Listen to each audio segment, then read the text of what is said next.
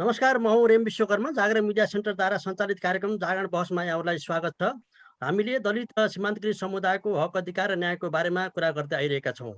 आज हामीले नेपालको शिक्षाको अवस्था र उच्च स्तरीय राष्ट्रिय शिक्षा आयोगले गरेको काम र नेपालको शिक्षा क्षेत्रमा देखेको सपनाबारे छलफल गर्नेछौँ। र आजको छलफलका लागि हुनुहुन्छ अञ्जना विसुङ्के, सङ्घीय सांसद र शिक्षा तथा स्वास्थ्य समितिबाट। यस्तै गरी विमल कुमार फुयाल हुनुहुन्छ, सदस्य उच्चस्तरीय राष्ट्रिय शिक्षा आयोग र उहाँ विकास विद पनि हुनुहुन्छ। र यसैगरी चक्रमान विश्वकर्मा हुनुहुन्छ, सदस्य उच्चस्तरीय राष्ट्रिय शिक्षा आयोग तथा दलित अधिकार कर्मी र उहाँ एडभोकेट पनि हुनुहुन्छ। म यहाँ तिनैजनालाई स्वागत गर्न चाहन्छु। नमस्कार। हजुर, धन्यवाद धन्यवाद। म खासै चक्रमान विश्वकर्माज्यूबाट जान चाहन्छु। उहाँ एउटा दलित समुदायको अधिकार कर्मी पनि हुनुहुन्छ र धेरै लामो समयदेखि यही विषयमा लाग्नु भएको छ। खास गरी चक्रमानज्यू, अहिलेको हाम्रो नेपालको शिक्षाको अवस्था कस्तो छ, खास गरी दलित र सीमान्तकृत समुदायको तर्फबाट हेऱ्यो भने? ल सक्छौँ बाबा रेमजी, धन्यवाद यो महत्त्वपूर्ण कार्यक्रममा आफ्ना विचारहरू राख्ने अवसर दिनुभएकोमा धेरै धन्यवाद छ। अब विशेष गरेर चाहिँ अब नेपालको शिक्षा प्रणालीलाई कुरा गर्दाखेरि जुन अहिले नेपालको सामाजिक जुन स्थिति छ, यो के भने हाम्रो शिक्षा प्रणालीको परिणाम रहेछ।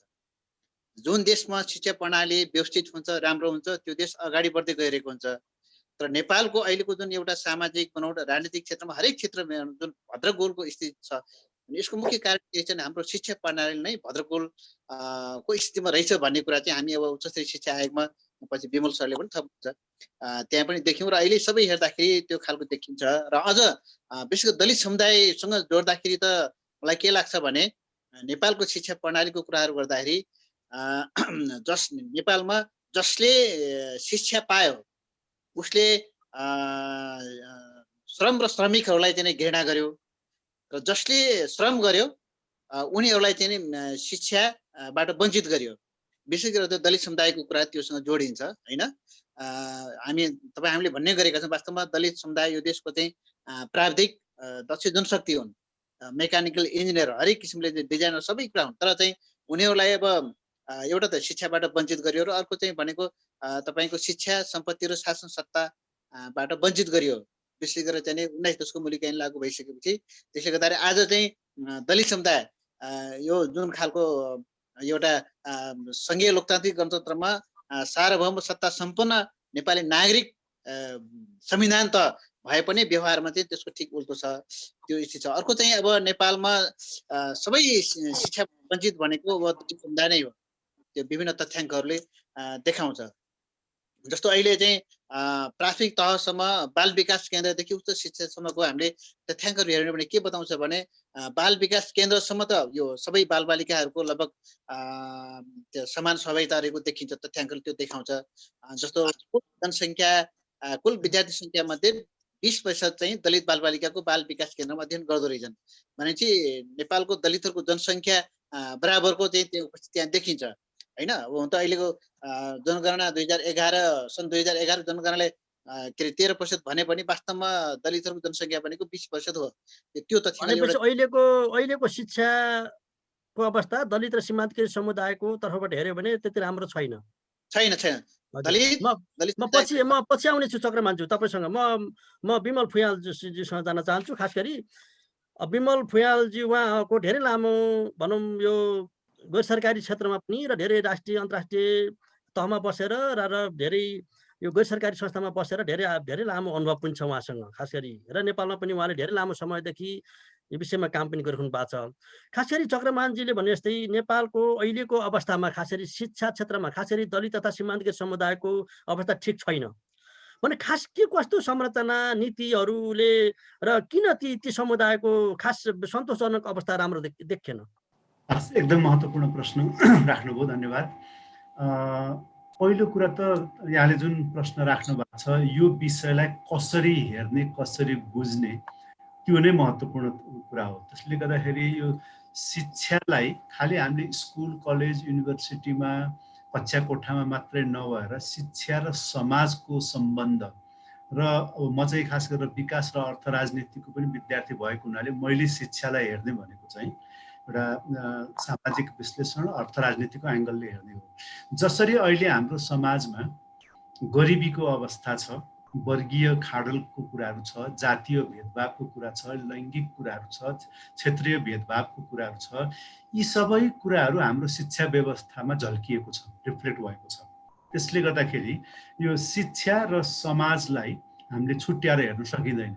जुन किसिमको सामाजिक संरचना, खास गरेर समाजमा भएको अन्याय उत्पीडनको अवस्थाहरू, अविकासको अवस्थाहरू, गरिबीको अवस्था छ, त्यो नै हामीले ठ्याक्कै हेऱ्यौँ भनेदेखि हामी शिक्षामा झल्किया देख्छौँ। र अर्को महत्त्वपूर्ण कुरा चाहिँ जस्तो शिक्षा व्यवस्था हामीसँग छ त्यही अनुरूपको चाहिँ फेरि समाज पनि यसले पुनरुत्पादन गरिरहेको हुन्छ। पहिलो कुरा चाहिँ अब हामीले यो तपाईँ उठाउनु भएको महत्त्वपूर्ण विषय, यसलाई हेर्ने दृष्टिकोण चाहिँ यसरी हेर्नुपर्छ भन्ने नम्बर 1। अब जसरी अब हामीले वर्गीय कुराहरू गर्छ, जस्तो नेपालमा यति बेला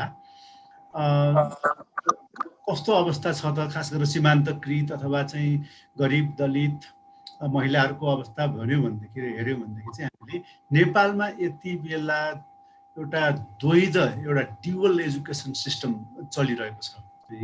शिक्षाले जस्तो अन्तर्राष्ट्रिय अनुभवहरूले, खास गरेर लोकतान्त्रिक मुलुकहरूले चाहिँ आफ्नो शिक्षा सम्बन्धी सार्वजनिक शिक्षा बलियो बनाउने क्रममा चाहिँ उनीहरूले के भनेका थिए भने समाजमा चाहिँ वर्गीय लगायत विभिन्न भेदभावहरू हुन्छ, शिक्षाले त्यो भेदभावहरूलाई कम गर्दै लैजानुपर्छ, एजुकेसन सुड बी इक्वलाइजर भनेको थियो।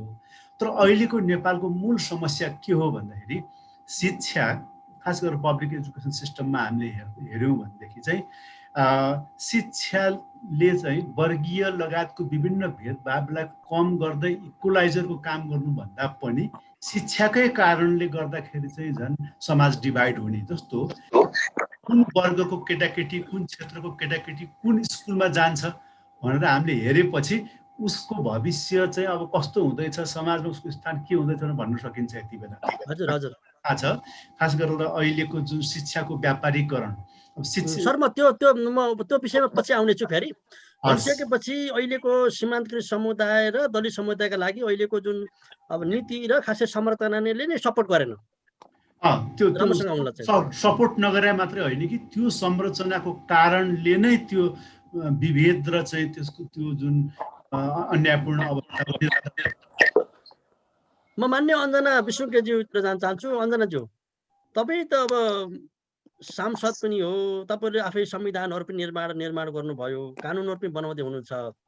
हजुर। र तपाईँ आफै शिक्षा तथा स्वास्थ्य समितिमै हुनुहुन्छ। खास यो भनौँ सांसदको एउटा यो शिक्षा र स्वास्थ्य हेर्ने विभागमै हुनुहुन्छ।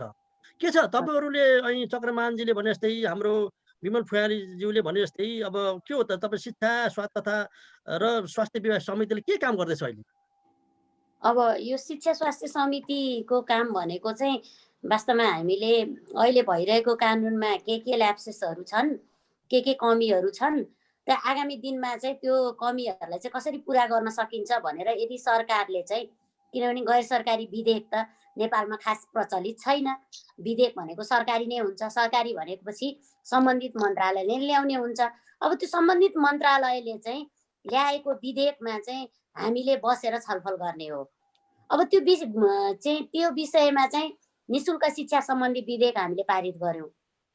अब त्यसको त्यो विधेयक पारित गरिसकेपछि चाहिँ के भयो भने त्यहाँ कतिपय क्लजहरू हामीले अब कसरी निशुल्क शिक्षा कसलाई दिने, कस्तो अवस्थाकोलाई दिने, फेरि कस्तो भइरहेको छ भने अब एउटा चाहिँ फ्रेमवर्क छ नि त, जस्तो जाति जनजाति महिला एउटा फ्रेमवर्क छ क्या। त्यो फ्रेमवर्क जो चाहिँ संविधानले किटान गरेको फ्रेमवर्क छ, समानुपातिक समावेशी फ्रेमवर्क छ। नेपालको बहुजाति बहुभाषिक भनिसकेपछि एउटा खालको ग्रुपमा फ्रेमवर्क छ। त्यो फ्रेमवर्कलाई पनि कसरी चाहिँ त्यसमा एडजस्ट गराउने र अनि त्यसपछि गरिबहरू विशेष त त्यहाँ शिक्षा प्रणालीमा नअटेकाहरू समुदाय, त्यसभित्र पनि अझ हाम्रो पार्टीले चाहिँ पूर्व पार्टी भन्दाखेरि पूर्व माओवादीले विशेष अधिकार भनेको दलित महिला जुन खालका चाहिँ नि एकदम तल परेका हुन्छन् उनीहरूलाई चाहिँ मुस्लिम समुदाय सबैलाई विशेष अधिकारको जो प्रावधान राखेको थियो त्यो प्रावधानलाई चाहिँ टेकेर कसरी शिक्षा क्षेत्रमा चाहिँ लागू गर्न सकिन्छ भनेर हामीले छलफल गरेको हो र हामीले त्यही अनुसार चाहिँ हामीले निशुल्क शिक्षाको चाहिँ विधेयक पारित गरे हो।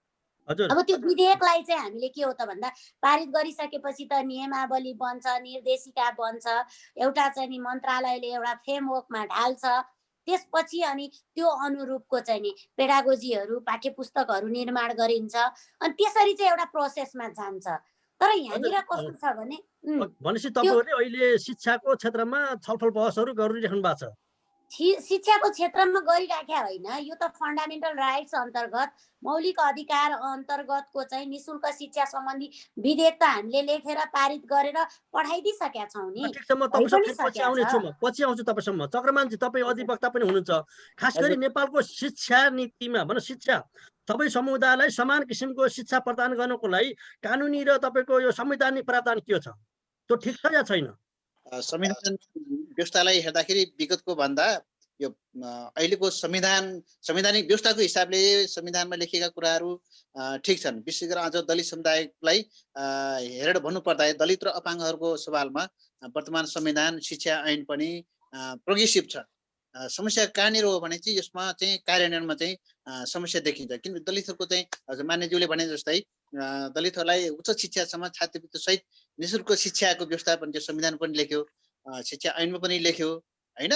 तर चाहिँ के छ भने त्यो कार्यान्वयनमा चाहिँ समस्या देखिएको छ। त्यसले गर्दाखेरि चाहिँ नि जबसम्म कार्यान्वयन गर्ने तहमा दलित समुदायको अथवा सीमान्तकृत समुदायको प्रतिनिधित्व हुँदैन, उपस्थिति हुँदैन, तबसम्म चाहिँ नि यी पानी नआउने धारा भन्छ कि यसले संविधानलाई भन्छ नि, कार्यान्वयन नहुने भनेको पानी नआउने धाराको हिसाबमा नागरिकले क्रिटिसाइज गर्न थालेका छन्। त्यसले गर्दा जस्तो अहिलेको अर्को कुरा, अहिलेको संविधान अनुसार चाहिँ अनुसूची 8 मा चाहिँ त्यो सबै कुराहरू हेर्दाखेरि चाहिँ नि अब कार्यान्वयनमा चाहिँ मैले समस्या देखाएको। जस्तो अब मान्यज्यू त्यहाँ शिक्षा समितिमा हुनुहुन्छ, अरू नागरिक समाज, तर यसको अनुगमन गर्ने प्रणाली चाहिँ ठोस रूपमा चाहिँ देखेको छैन। यता नागरिक समाजको तर्फबाट पनि, पत्रकारहरूको तर्फबाट पनि र अभिभावकको तर्फबाट पनि चाहिँ समस्या त्यो छ। त्यसले गर्दाखेरि चाहिँ यो अहिले हामीले के लाग्यो भने यो अब जुन 72 को संविधान जारी भइसकेपछि संविधानमा लेख्नुमा चाहिँ परिवर्तन हुँदैन रहेछ।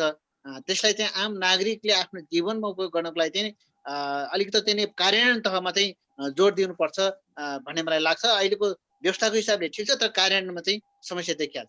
हजुर, म विमल फुयालज्यूसँग कुरा जान्छु। खास गरी शिक्षामा ठुलो खाडल देखियो, गरिब र धनी, सहरिया र गाउँले बिचमा व्यापक किसिमको समस्या छ र पछिल्लो समय पनि धेरै भन्ने गर्छन् कि यो सरकारी र खास गरी यो निजी क्षेत्रका स्कुलहरूको बिचले गर्दा पनि झन् ठुलो खाडल निर्माण गर्यो र खास गरी दलित तथा सीमान्तकृत समुदायहरू, गरिबका बच्चाहरूलाई झन् पढ्ने वातावरणै हुन सकेन भन्ने पनि धेरै कुरा आइरहेको छ। अब यता कानुन पनि छ, यता हाम्रो मान्यज्यूले भने जस्तै उहाँहरू व्यापक रूपमा निःशुल्क शिक्षाको अभियान पनि चलाइरहनु भएको छ, त्यो महिनै पनि पास गरिसक्नुभयो भने के कारणले खास गरी निजी यो तपाईँको शिक्षामा पूर्ण रूपमा लोकतान्त्रिकरण हुन सकेन कि?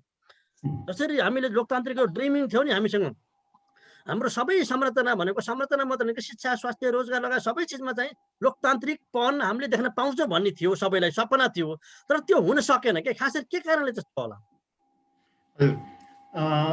अहिलेसम्मको हिसाबले हेऱ्यो भनेदेखि चाहिँ हामीले जुन परम्परागत रूपमा रहेको जुन शिक्षा प्रणाली हो त्यसको रूपान्तरणको प्रक्रिया सुरुवात भएकै छैन। त्यो चाहिँ खालि संविधानको तहमा चाहिँ मौलिक अधिकारको रूपमा पनि प्लस भनौँ 8 कक्षासम्म त हामीले फ्री एन्ड कम्पल्सरी पनि भनिसकेका छौँ। संविधानको तहमा अघि हाम्रो चक्रमानज्यूले भने जस्तै गरेर त्यसमा त्यसले बाटो देखाएको छ, त्यसले मार्गनिर्देशन गरेको छ। तर यति बेला हामीसँग जुन सिस्टम हो, जुन प्रणाली छ, त्यसको लोकतान्त्रिकरण वा त्यसको रूपान्तरणको कुरा व्यावहारिक रूपमा सुरुवात भइसकेको छैन। अब केही कुराहरू हुन थाल्यो, जस्तो यो इसिटी जुन यो बाल विकास केन्द्रका कुराहरू, यताउता कुराहरू, त्यस्तै गरेर चाहिँ 8 कक्षासम्मलाई चाहिँ हामीले जुन निजी र के अरे यो कम्पल्सरी बनाउने प्रक्रियाहरू, केही कुराहरू सुरुवात हुन थालेको छ। तर मूल कुराहरू के बाँकी छ भने पहिलो कुरा त यो सार्वजनिक शिक्षाको सुदृढीकरण र निजी शिक्षालाई कसरी राज्यले हेर्ने, स्थानीय सरकारदेखिको प्रदेश हुँदै सङ्घीय सरकारसम्मले त्यो प्राइभेट एजुकेसनको एउटा स्पेस चाहिँ के हो त? किन आजको यथार्थ चाहिँ के हो भने जसरी हाम्रो होटलहरू चाहिँ तपाईँको राजमार्ग छेउको रेस्टुरेन्ट अनि star 1, 2 star, 3 star, 4 star, 5 star भने जस्तै गरेर प्राइभेट स्कुल भनेर पनि एउटै छैन, त्यो विभिन्न स्टारको छ। जसको आर्थिक हैसियत जस्तो छ त्यस्तै स्टार स्कुलमा जान्छन्। त्यस्तै गरेर अब जसलाई हामी सामुदायिक विद्यालयहरू भन्छौँ 25,000वटा नेपालमा जुन छ त्यो मध्ये त अब हामीले 100-150वटा स्कुललाई झिक्दिने हो भने त्यहाँको अवस्था एकदम विकराल छ। शिक्षाको दरबन्दीको कुराहरूदेखि लिएर एउटा त हरेक समुदायमा कुन वर्गको मान्छे कुन स्कुलमा जाने भनेर जुन छुट्टिएको छ त्यसलाई नै हामीले ठिक ठाउँमा ल्याइसकेको छैनौँ। त्यसले गर्दाखेरि खास गरेर तपाईँले समस्याको विश्लेषणको कुराहरू गर्दाखेरि त्यो रूपान्तरणको प्रक्रियाहरूको लागि अब खास गरेर अब अलि पछि पनि सोध्नुहुन्छ होला यो उच्च शिक्षा जुन म त्यसमा अब हजुर त्यसमा चाहिँ अब हामीले कसरी राखेका छौँ भन्ने कुरा अहिले म भन्नुला पछि। तर अहिलेको समस्या भनेको कुरा चाहिँ हामीले त्यो रूपान्तरणको कुरा रणनीतिक रूपमा चाहिँ लागू गर्ने कुरामा स्टेप सुरुवात नै भएको छैन। हजुर म मान्यज्यूसँगै जान चाहन्छु। खास गरी तपाईँ त अब संविधान पनि बनाउनु भयो, राम्रो भनौँ न, अब एकदम प्रोग्रेसिभ संविधान छ, धेरै समानता निर्माण गर्ने पनि छ भनिरहेको छ र सँगसँगै तपाईँले अहिले निशुल्क कुरा गर्नुभयो नि, यो नीति कानुनहरू संविधान बनाउँदै थुपार्दै जाने कार्यान्वयन नहुने हो कि के हो र तपाईँले बनाएको निशुल्क जुन शिक्षाको कुरा छ नि त्यो कति कार्यान्वयन भएको छ? त्यो अनुगमन गर्नुभएको तपाईँले कुनै तपाईँ रिकमेन्डेसनहरू गर्नुभएको छ, सिफारिसहरू गर्नुभएको छ, अनुगमन गर्नुभएको छ त्यसबारे? अब यस्तो छ, अनुगमन गर्ने काम चाहिँ हामीले मन्त्रालयलाई निर्देशन पनि दिन सक्छौँ, मन्त्रालयलाई बोलाएर यो कुरा लागू भएन भनेर भन्न पनि सक्छौँ, तर कार्यान्वयन गर्ने थलो चाहिँ हाम्रो होइन। फेरि बोलाएर गर्नु भएको छ, बोलाएर एउटा नीति निर्देशन दिनु भएको छ। हामीले छलफल कतिपय अवस्थामा गरेका छौँ, कतिपय इस्युजहरू आयो भने हाम्रो चाहिँ समितिभित्र आयो भने गरेका छौँ। तर मूल कुरा के हो भने अहिले पहिला हामीले संविधान बनायौँ, संविधान अनुसारको चाहिँ ऐन बनायौँ, त्यो ऐन अनुसारको नीति निर्देशिका बनाउने र त्यसलाई फलोअप गर्ने कुरामा चाहिँ ढिलाइ भइराखेको छ। अब यस कुरामा चाहिँ म के भन्न चाहन्छु भने हाम्रो मुख्यतया राज्य सत्ताभित्र चाहिँ सरकारको तहमा चाहिँ मन्त्री मात्रै होइन, राज्य सत्ताका अङ्गहरूमा चाहिँ सबभन्दा बढी चाहिँ नि क्रियाशील भनेको त्यहाँ ब्युरोक्र्याट हुन्छ। त्यहाँ एउटा सचिवको लेभल, सहसचिवको लेभल, एउटा लेभल हुन्छ जसलाई चाहिँ पदहरू दिइएको हुन्छ। त्यो पदमा बसिसकेपछि चाहिँ जस्तो करिकुलम बनाउने, जस्तो चाहिँ शिक्षा प्रणालीलाई यस्तो बनाउनु पर्छ भन्ने, यसलाई गर्ने 2-3वटा मात्रै उदाहरण दिन्छु मैले। जस्तो कि एउटा कम्प्युटर सम्बन्धी करिकुलम छ, त्यो करिकुलममा चाहिँ त्यो कम्प्युटरको अहिलेको सिस्टममा पुरानो भइसकेको सिस्टम जो कम्प्युटरमा चाहिँ प्रयोगै हुँदैन, अहिले त्यो कम्प्युटरको सिस्टम पढाइराखेको छ भनेपछि हामीले उत्पादन कस्तो मान्छे गर्ने, करिकुलम कस्तो बनाउने र कस्ता दक्ष जनशक्ति उत्पन्न हुन्छन् भन्ने कुरामै हाम्रो समस्या छ। हाम्रो कुरा के हो भने अहिले पनि तपाईँले इतिहासलाई, तपाईँले नैतिकताको विषयलाई, सामाजिक विषयलाई, समाजशास्त्रलाई, मानवशास्त्र, इभन म मानवशास्त्रको विद्यार्थी भएर मैले एउटा कुरा भन्नुपर्छ कि मानवशास्त्रसँग सम्बन्धित रहेर, समाजशास्त्रसँग सम्बन्धित रहेर तपाईँले 1 क्लासदेखि 10 क्लाससम्म कतिको करिकुलम बनाउनु भयो, के करिकुलम बनाउनु भयो, अहिलेसम्मका करिकुलममा बसेका टिमहरूलाई अब एउटा छलफल बोलाउनुहोस्। अहिलेसम्म नेपालमा 46 साल पछि, ल धेरै अगाडिको कुरा नगरौँ, 46 साल पछाडि करिकुलममा चाहिँ कुन टिम बस्या थियो, कसले के चाहिँ पेश गरेका थियो र किन भएन। जस्तो मैले भन्छु नेपालको चाहिँ संस्कृत चाहिँ च्यातिए, यो राम्रो भएन भने पहिला माओवादीहरूले भनेर अहिले हल्ला गर्ने गरिन्छ। तर एउटा कुरा कहाँनिर मिस भएको छ भने संस्कृत पढाउँदा, वैदिक वैदिक सभ्यता पढाउँदा हडप्पा सभ्यता र सिन्धु घाटीको सभ्यता पढाउनु पर्दैन। नेपालले चाहिँ के अरे हिस्ट्री पढाउँदाखेरि प्री हिस्ट्री पढाउनु पर्दैन बच्चाहरूलाई।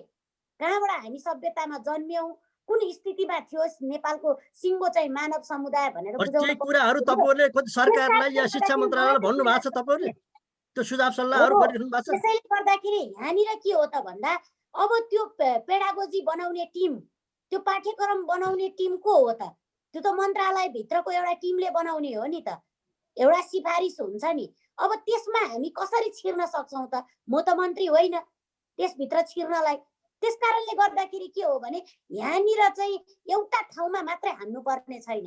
एकातिरबाट प्राइभेट सेक्टरलाई चाहिँ मौलाउँदै जाने, सरकारी स्कुलहरू चाहिँ खिँदै जाने, अनि सरकारी स्कुलको चाहिँ अध्यक्ष चाहिँ चुनिनको निमित्त चाहिँ चुनाव गर्ने, 10औं लाख खर्च गर्ने, अनि त्यसपछि स्कुल चाहिँ धराशायी हुने, भवन राम्रो हुने, अनि स्कुलमा चाहिँ भएका चाहिँ टिचरहरू चाहिँ आफू अफ हुन नपर्ने, त्यही पुराना टिचर, त्यो पुरानो टिचरलाई पनि के हो भने एकदम तलब बढाइदिए हुन्थ्यो नि त।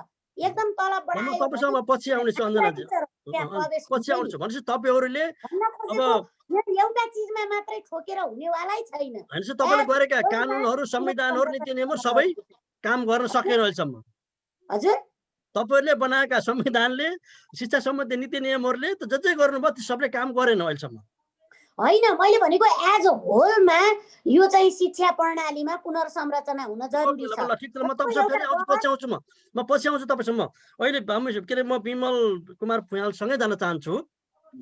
शिक्षा मन्त्रालय छ, विभिन्न विभागहरू छन्, पटक धेरै आयोगहरू बने, समिति बने, होइन, र धेरै लामो तपाईँको डिबेटहरू, छलफलहरू भयो। त्यसपछि गएर तपाईँको सङ्घीय लोकतान्त्रिक गणतन्त्रको अवस्था छ, नयाँ संविधान छ हामी कहाँ, र खास गरी अहिले तपाईँहरूको यो उच्च स्तरीय राष्ट्रिय शिक्षा आयोग नेपाल सरकारले बनायो। शिक्षा क्षेत्रको सुधार गर्ने र शिक्षा क्षेत्रमा पुरै के अरे पुनर्संरचना गर्ने, त्यसपछि सबै जनतालाई समान किसिमको एजुकेसन शिक्षा दिने भनेर बनायो। तपाईँ यसको सदस्य पनि हुनुहुन्छ भनिसके तपाईँले यसमा खास गरी यावत, किन तपाईँसँग त धेरै ठुलो अनुभव छ नि, होइन, डेभलपमेन्ट क्षेत्रको अनुभव छ, सबै अनुभव छ। अब तपाईँले खास गरी शिक्षा उच्च स्तरीय राष्ट्रिय शिक्षा आयोगले खास गरी त्यो रिपोर्टलाई कसरी निर्माण गर्नु भएको छ, क्या तपाईँहरू कस्तो सपना देखाउनु भएको छ, कस्ता सुधारका कामहरू छन्? एकदम महत्त्वपूर्ण प्रश्न। यसमा म एकदम संक्षिप्तमा पहिला प्रक्रिया भन्छु, अनि त्यसपछि त्यसले के अगाडि सारेको छ कुरा पनि केही बुँदागत कुराहरू राख्छु। पहिलो कुरा त हामीले यो 25 जनाको आयोग थियो, यसमा शिक्षा मन्त्री आफै अध्यक्ष हुनुहुन्थ्यो, र यो 25 जनाको आयोगभित्र पनि हामीले 8 वटा चाहिँ विषयगत समूहहरू बनाएर छलफल गरेका थियौँ। जस्तो प्राइमरी एजुकेसन कस्तो हुनुपर्छ भन्ने बारेमा समूह थियो, उच्च शिक्षा कस्तो हुनुपर्छ, यसलाई कसरी समावेशी बनाउने, सुशासन शिक्षाको कसरी हुनुपर्छ लगायतको 8 वटा विषयहरू थियो। र हामीले 25 जनाले आफ्नो एउटा बुद्धि, विवेक, अनुभवको प्रयोग त छँदैछ, त्यो बाहेक हामीले काठमाडौँ भ्यालीभित्र पनि र 7 वटा प्रदेशमा गएर विद्यार्थी, शिक्षक, अभिभावकदेखिको लिएर उद्योगी, व्यवसायी, विभिन्न सामाजिक आन्दोलनहरू, महिला अधिकार आन्दोलन, दलित आन्दोलन लगायत विभिन्न अभियन्ताहरूसँग 4000 प्लससँग त हामीले प्रत्यक्ष रूपमा नै अन्तर्क्रिया गरेका थियौँ आयोगको सदस्यको रूपमा। प्लस हामी सबैले फेरि त्यो जुन औपचारिक रूपमा सिंहदरबारमा बोलाएर वा विभिन्न ठाउँमा गर्ने बाहेक आफ्नो ढङ्गबाट पनि जहाँ बोलाउँछन् हामीलाई सुझाव दिनलाई झन्डै 10,000, त्यही यो 601 होइन, 10,000 भन्दा बढी मानिसको चाहिँ यसमा अन्तर्क्रिया 5-6 महिनाको टाइममा भएको थियो। अलिकति यो प्रक्रिया किन महत्त्व छ भने शिक्षाबाट जस्तो भनौँ न उद्योग व्यवसायीहरू उनीहरू चाहिँ कस्तो जनशक्ति निर्माण होस् भन्ने चाहन्छ त, हामीले त्यहाँबाट पनि सुझावहरू ल्याएको थियौँ। अनि विभिन्न पोलिटिकल पार्टीको मान्छेहरू पनि आएको थियो। त्यस्तै गरेर चाहिँ अब गरिब, दलित, पीडित जुन चाहिँ अहिलेको सीमान्तकृत भन्ने वर्गहरू, उहाँहरूले चाहिँ कस्तो शिक्षा खोज्नु भएको छ, पहुँचमा के समस्या छ, क्वालिटीमा के छ। त्यसले गर्दाखेरि चाहिँ आयोगले गरेको एउटा महत्त्वपूर्ण काम भनेको चाहिँ यो कन्सल्टेसन प्रोसेस वा व्यापक सहभागीमूलक एउटा छलफल प्रक्रिया। अब म अलिकति यहाँलाई बुदागत रूपमा, अब यो 500 पेजको एकदम कम्प्रिहेन्सिभ डकुमेन्ट छ। अब यसमा के छ त, यसमा यसले के कुरा अगाडि सारेको छ भन्दाखेरि पहिलो कुरा हामीले जुन 2072 सालको नेपालको नयाँ संविधानले जनताको 31 वटा त त्यसमा मौलिक अधिकारको कुराहरू नै छ, र हामीले शिक्षा मात्रै हेरेको छैनौँ। त्यहाँ कस्तो हेरेका छौँ भन्दाखेरि नेपालको नयाँ संविधानले कस्तो समाज, कस्तो मुलुक निर्माणको चाहिँ एउटा भिजन अगाडि सारेको छ। जस्तो हामीले के भनेका छौँ भन्दाखेरि समृद्ध मुलुक भनेका छौँ, त्यहाँ समृद्ध भन्ने शब्द छ। समाजवाद उन्मुख अर्थतन्त्र हामीले भनेका छौँ, एकदम समावेशी सहभागितामूलक लोकतन्त्रको भिजनहरू त्यहाँ छ। भनेपछि संविधानले जस्तो नेपाल बनाउने भनेको हो त्यस्तो नेपाल बनाउनको लागि शिक्षा क्षेत्रले कसरी कन्ट्रिब्युट गर्नुपर्छ त भनेर हामीले केही मार्गदर्शक सिद्धान्तको रूपमा स्थापित गरेका छौँ। त्यो पनि धेरैवटा छ है। एकदम महत्त्वपूर्ण दुई चारवटा भन्न सक्नुहुन्छ, 1 2 3? हजुर हजुर, किन नसक्नु। मार्गदर्शक सिद्धान्तको कुरामा पहिलो कुरा त के भन्दाखेरि अहिले भर्खर हाम्रो माननीयज्यूले जुन भन्नुभएको छ नि, जस्तो शिक्षाको उद्देश्य भनेको एउटा ऐतिहासिक ज्ञानलाई अहिलेको वर्तमान परिवेशसँग जोडेर भविष्य कस्तो बनाउने भन्ने कुरा हो। त्यसले गर्दाखेरि चाहिँ यो ऐतिहासिक ज्ञानलाई वर्तमान ज्ञानसँग जोड्ने कुरा त्यो मार्गदर्शक सिद्धान्तको रूपमा यहाँ छ। त्यस्तै गरेर स्थानीय ज्ञानलाई विश्व ज्ञानसँग जोड्ने कुरा होइन, कसरी जानुपर्छ भन्ने केही रणनीतिक प्रक्रियाहरू समेत पनि छ त्यो डकुमेन्टहरू हेर्नुभयो भने। त्यस्तै गरेर जनतामा रहेको ज्ञानलाई वैज्ञानिक ज्ञानसँग कसरी जोड्ने। नेपालमा चाहे किसानको कृषि सम्बन्धी ज्ञान, अब हामी फुरुक्क ल्याएर चाहिँ खालि एउटा कृषि विज्ञहरूले जे भन्छन् त्यो कुरा थोपर्ने खालकोले कृषि विकास हुँदैन। त्यसले गर्दाखेरि किसानमा भएको ऐतिहासिक स्थानीय परिवेशलाई सुहाउँदो जुन ज्ञान छ त्यो स्थानीय ज्ञानलाई हामीले जनताको ज्ञानलाई वैज्ञानिक ज्ञानसँग जोड्ने। यसरी यो ज्ञान भन्ने कुरा खालि प्रसार मात्रै गर्ने होइन, ज्ञान निर्माण प्रक्रिया कसरी गरेर जानुपर्छ एजुकेसन सिस्टममा। खास गरेर उच्च शिक्षा भनेको कुरा त त्यो कक्षामा गएर कलेज युनिभर्सिटीमा पढाउने मात्रै होइन। युनिभर्सिटी भनेको चाहिँ ज्ञान निर्माणको थलो हुनुपर्छ। उनले स्थानीय ज्ञान र विश्व ज्ञानसँग जोडेर ज्ञान निर्माण गर्नुपर्छ। यी एकदम महत्त्वपूर्ण। त्यस्तै गरेर अर्को हामीले अघि नै मैले जुन समस्याको बेलामा भनेको थिएँ, शिक्षाले चाहे वर्गीय, चाहे लैङ्गिक, चाहे क्षेत्रीय कुनै पनि जो समाजमा विद्यमान भेदभावको जरालाई सम्बोधन गर्नुपर्छ र यसले इक्वालिटीतिर लैजानुपर्छ, समाजलाई समानतातिर लैजानुपर्छ होइन। यी चाहिँ एउटा हाम्रो र यी सबै मार्गदर्शक सिद्धान्तको आधारमा 25 वर्षको रणनीतिको कुरा पनि हामीले त्यहाँ पेश गरेका छौँ। अब आउँदो 25 वर्षमा नेपाल संसारको एउटा विकसित समृद्ध मुलुक हुनेछ, त्यसमा एजुकेसन कसरी कन्ट्रिब्युट गर्ने।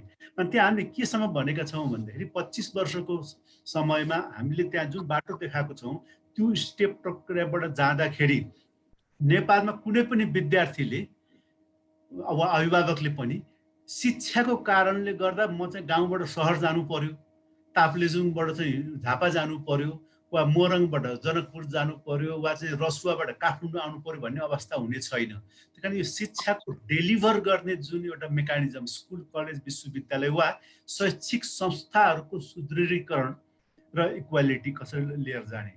र अब अर्को एउटा महत्त्वपूर्ण कुरा पनि छ यसमा, त्यो के हो भन्दाखेरि हामीले कुन कुन विषयमा चाहिँ विश्वसँग प्रतिस्पर्धा गर्ने वा विश्वको चाहिँ एउटा क्वालिटीसँग अलाइनमेन्ट गर्ने। जस्तो हामीले पढ्ने विज्ञान, गणित जस्तो खालको विषयहरू भने चाहिँ यो स्थानीय र राष्ट्रिय मात्रै होइन, कम्प्युटर साइन्स होइन, आइटीको कुराहरू होला, त्यो भनेको चाहिँ उमेर अनुसार, तह अनुसार विश्वमा भएको उत्कृष्ट इन्स्टिट्युसनहरूसँगको पाठ्यक्रमसँग मिल्दोजुल्दो हुनुपर्छ। हाम्रो चाहिँ भनौँ न 12 कक्षाको विद्यार्थीले गएर साइन्सको बारेमा अन्तर्राष्ट्रिय सम्मेलनमा गएर बोल्नु पर्यो चाहिँ तपाईँको युरोपमा भनेदेखि त्यहाँको युरोपियनले सिकेको साइन्स हाम्रो 12 कक्षाको सिकेको वा मास्टर डिग्रीको वा पिएचडीको फरक हुनु भएन।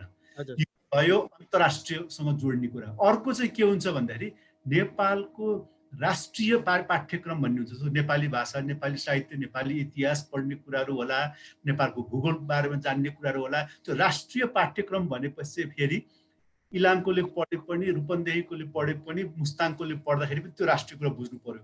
र अर्को चाहिँ के हो भन्दाखेरि हाम्रो अहिलेको शिक्षा प्रणालीमा सबभन्दा समस्या भएको मतलब हामी भूगोल, इतिहास, विज्ञान सबै कुराहरू पढिरहेका हुन्छौँ, आफ्नै समुदाय, आफू जन्मेको आफ्नो जिल्ला, आफ्नो क्षेत्रको बारेमा चाहिँ थाहा भइरहेको हुँदैन। त्यसले गर्दाखेरि स्थानीय पाठ्यक्रम, राष्ट्रिय पाठ्यक्रम र अन्तर्राष्ट्रिय पाठ्यक्रमलाई कसरी मिलाउने भन्ने कुरा पनि यो रणनीतिमा, यो मार्गदर्शनमा छ। र अब एक दुईवटा कुराहरू म भनिहाल्छु कि नेपालको जुन यो समतामूलक समृद्धिसँग शिक्षालाई कसरी जोड्ने, समाजको समग्र लोकतान्त्रिकरणसँग कसरी जोड्ने, एकातिर यो शिक्षाको लोकतान्त्रिकरण कसरी, लोकतान्त्रिकरणको लागि शिक्षा कसरी भन्ने यो भिजन पनि यो डकुमेन्टमा प्रष्ट छ। म फेरि आउँछु। म चक्रमानजी, खास गरी तपाईँ धेरै लामो समयदेखि यो दलित आन्दोलनमा, यो शिक्षा क्षेत्रमा अभियानै चलाउनु भयो र काम पनि गरिरहनु भएको छ।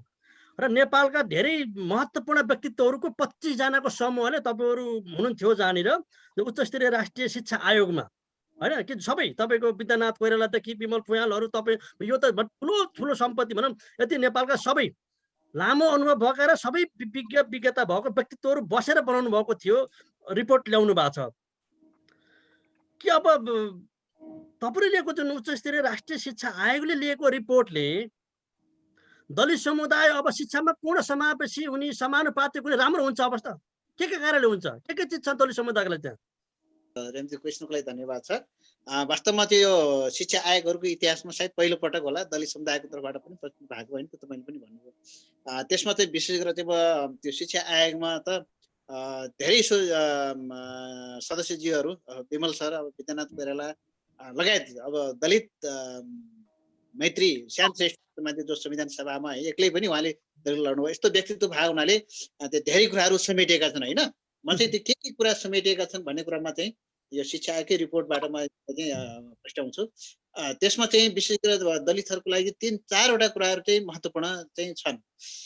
पहिलो कुरा चाहिँ यसमा के भनेको छ भने यो पहुँचको कुरा होइन। पहुँचको कुरामा बाल विकास केन्द्रदेखि उच्च शिक्षासम्म छात्रवृत्तिसहितको निःशुल्क शिक्षा हुने हक जुन संविधानको कुरालाई त्यहाँ कोट गरेको छ। अर्को कुरा भनेको पाठ्यक्रम, विशेष गरेर चाहिँ होइन हाम्रो मान्यज्यूले पनि भन्नु विमल सर, हाम्रो अहिलेको समस्या के हो भने चाहिँ पाठ्यक्रममा दलित मैत्री विषयवस्तु नहुनु हो होइन। त्यसले गर्दा हामीले पहिला पनि सुझाव त्यसमा के सुझाव दिएको छ भने चाहिँ पाठ्यक्रममा चाहिँ यो आधारभूत तहदेखि लिएर उच्च शिक्षासम्म तह अनुसारको चाहिँ जस्तो अब के अरे आधारभूत तहको बालबालिकालाई कस्तो खालको मेसेज दियो भने उनीहरूले जातीय विभेद अन्त्य गर्ने सवालमा उनीहरूलाई तह अनुसारको भनेर चाहिँ त्यस प्रत्येक तहमा चाहिँ जातीय विभेद अन्त्य गर्ने खालका पाठ्यक्रमहरू हुनुपर्छ र दलित समुदायका गौरवमय इतिहास संस्कृति होइन अब व्यक्तित्व प्रतिभाहरू जस्तो अब रामचन्द्र दर्नाल जस्ता मान्छेहरू धेरै छन् त्यहाँ, विश्वनगरजी जस्ता मान्छेहरू होइन। पहिलो पटक जनयुद्धको पहिलो सांसद हाम्रो रम्तेलजी होइन, त्यस्ता यस्ता मान्छेको जीवनी चिज त्यसमा आउनुपर्छ भन्ने हिसाबले पाठ्यक्रमहरूमा चाहिँ आधारभूत तहदेखि उच्च शिक्षासम्म चाहिँ जात व्यवस्था अन्त्य गर्ने खालका विषयवस्तु चाहिँ राखिनुपर्छ भने त्यो हिसाब भएको छ एउटा त्यो। अर्को भनेको अझ महत्त्वपूर्ण कुराहरू चाहिँ दलित समुदायको परम्परागत, अघि विमल सरले पनि जोड्नुभयो, यो दलित समुदायका परम्परागत सिपलाई चाहिँ त्यसलाई प्राविधिक शिक्षामा जोड्नु पर्यो। प्राविधिक शिक्षामा जोडेर त्यसको पाठ्यक्रम बनाएर अनि त्यसपछि त्यसलाई चाहिँ प्राविधिक शिक्षाको रूपमा चाहिँ त्यसलाई चाहिँ पठन पाठन गराइनुपर्छ भनेर त्यो एउटा सिफारिस छ। अर्को भनेको चाहिँ विशेष गरेर दलित समुदायको शिक्षामा पहुँच नहुनुमा गरिबी मुख्य कारण हो। बाबुआमाले आफ्नो बालबालिकालाई होइन स्कुल पढाउन चाहन्छन् तर आर्थिक स्थिति भ्याउँदैन।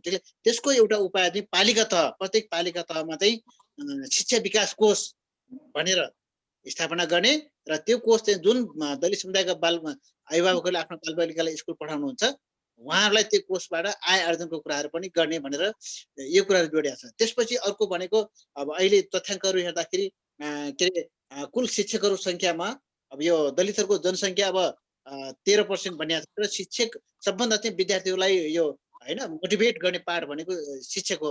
त शिक्षकहरू भनेको कुल शिक्षकहरू सङ्ख्याहरूमध्ये जम्मा चाहिँ तपाईँको 4.5% मात्रै दलित समुदायको शिक्षकहरू रहेछन्। अनि त्यसले गर्दा अहिले स्कुलमा अधिकांश चाहिँ 75% विभेदका घटनामा त शिक्षकहरू छन्। त्यसले गर्दा शिक्षकहरू चाहिँ बढी त्यो हुनुपर्छ र त्यसमध्ये पनि दलित समुदायका महिला शिक्षिकालाई शिक्षक नियुक्ति गर्दाखेरि प्राथमिकता दिनुपर्छ भन्ने हिसाबले यसरी चाहिँ यो जोडिएको छ भन्दाखेरि यो यदि महत्त्वपूर्ण बुदाहरू। त्यही भएर मैले चाहिँ शिक्षा आएपछि अबको यो तपाईँले लिएको जुन रिपोर्टमा तपाईँले जुन 25 वर्षमा जुन किसिमको सपना देखाउनु भएको छ नि, मतलब यो रिपोर्टबाट त्यो दलित समुदायले प्राप्त गर्न सक्छ। यति कुरा हुने बित्तिकै त तपाईँको त धेरै कुराहरू चेन्ज हुन्छ। दलितहरू पुरै शिक्षित हुन्छन्। हजुर, यो मलाई 25 वर्ष नै यसलाई राम्रोसँग कार्यान्वयन 10 वर्षमै पनि जाति विभेद अन्त्य गर्ने अनि दलितहरूको अस्तित्व नेतृत्व स्वीकार गर्ने मनोविज्ञान तयार हुन्छ कि। तर यो कुराहरू चाहिँ कार्यान्वयनमा आउनु पर्यो। मुख्य कुरा त्यो। म मान्य अञ्जनाज्यू, खास गरी के छ तपाईँहरू पनि विभिन्न खाले अब नीति नियमहरू बनाइराख्नु भएको छ, संविधानमा पनि धेरै छ। अहिले भर्खरै उच्च स्तरीय राष्ट्रिय शिक्षा आयोगले लिएको रिपोर्ट पनि छ। उहाँहरूले 25 वर्षभित्रमा नेपालको शिक्षा क्षेत्रलाई हामी पूर्ण रूपमा सुधार गर्छौँ, पुनर्संरचना गर्छौँ र सबै जनताले साँच्चै शिक्षाको रियल शिक्षाको अनुभूति गर्न पाउँछन् भन्ने किसिमले जुन किसिमको रिपोर्ट ल्याउनु भएको छ त्यो बारेमा के छ? सरकारले या तपाईँ सांसदले कतिको ओनरसिप गर्नु भएको छ नि? होइन, यो सन्दर्भमा चाहिँ हामीले पहिल्यैदेखि चाहिँ भनिआएको कुरा हो। यो राम्रो बनिराखेको छ।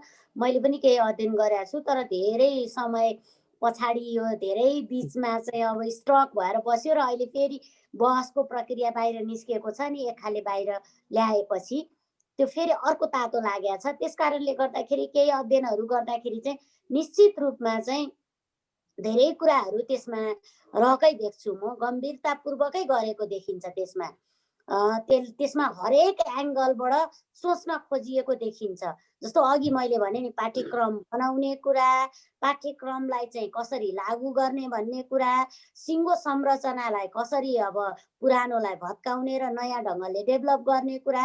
यहाँ कस्तो छ भने एउटा मात्रै चिजमा चाहिँ खडेरी परेको छैन नि त। हरेक ठाउँमा हरेक पोइन्टमा हामीले चाहिँ पुनर्संरचना गर्नुपर्ने देखिन्छ। किनभने यो पछिल्लो चरणमा शिक्षा क्षेत्रमा जो जानुभयो त्यति धेरै काम राम्रोसँग भएन।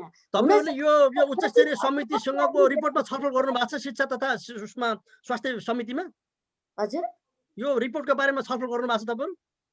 अब हामीले यस्तो छ, इन्डिभिजुअल त्यसरी छलफल गरेका छौँ, तर कस्तो भने हामीलाई पनि रिपोर्ट छ अरे, हामीलाई दिनुहोस् है भनेर हामीले भनेका थियौँ।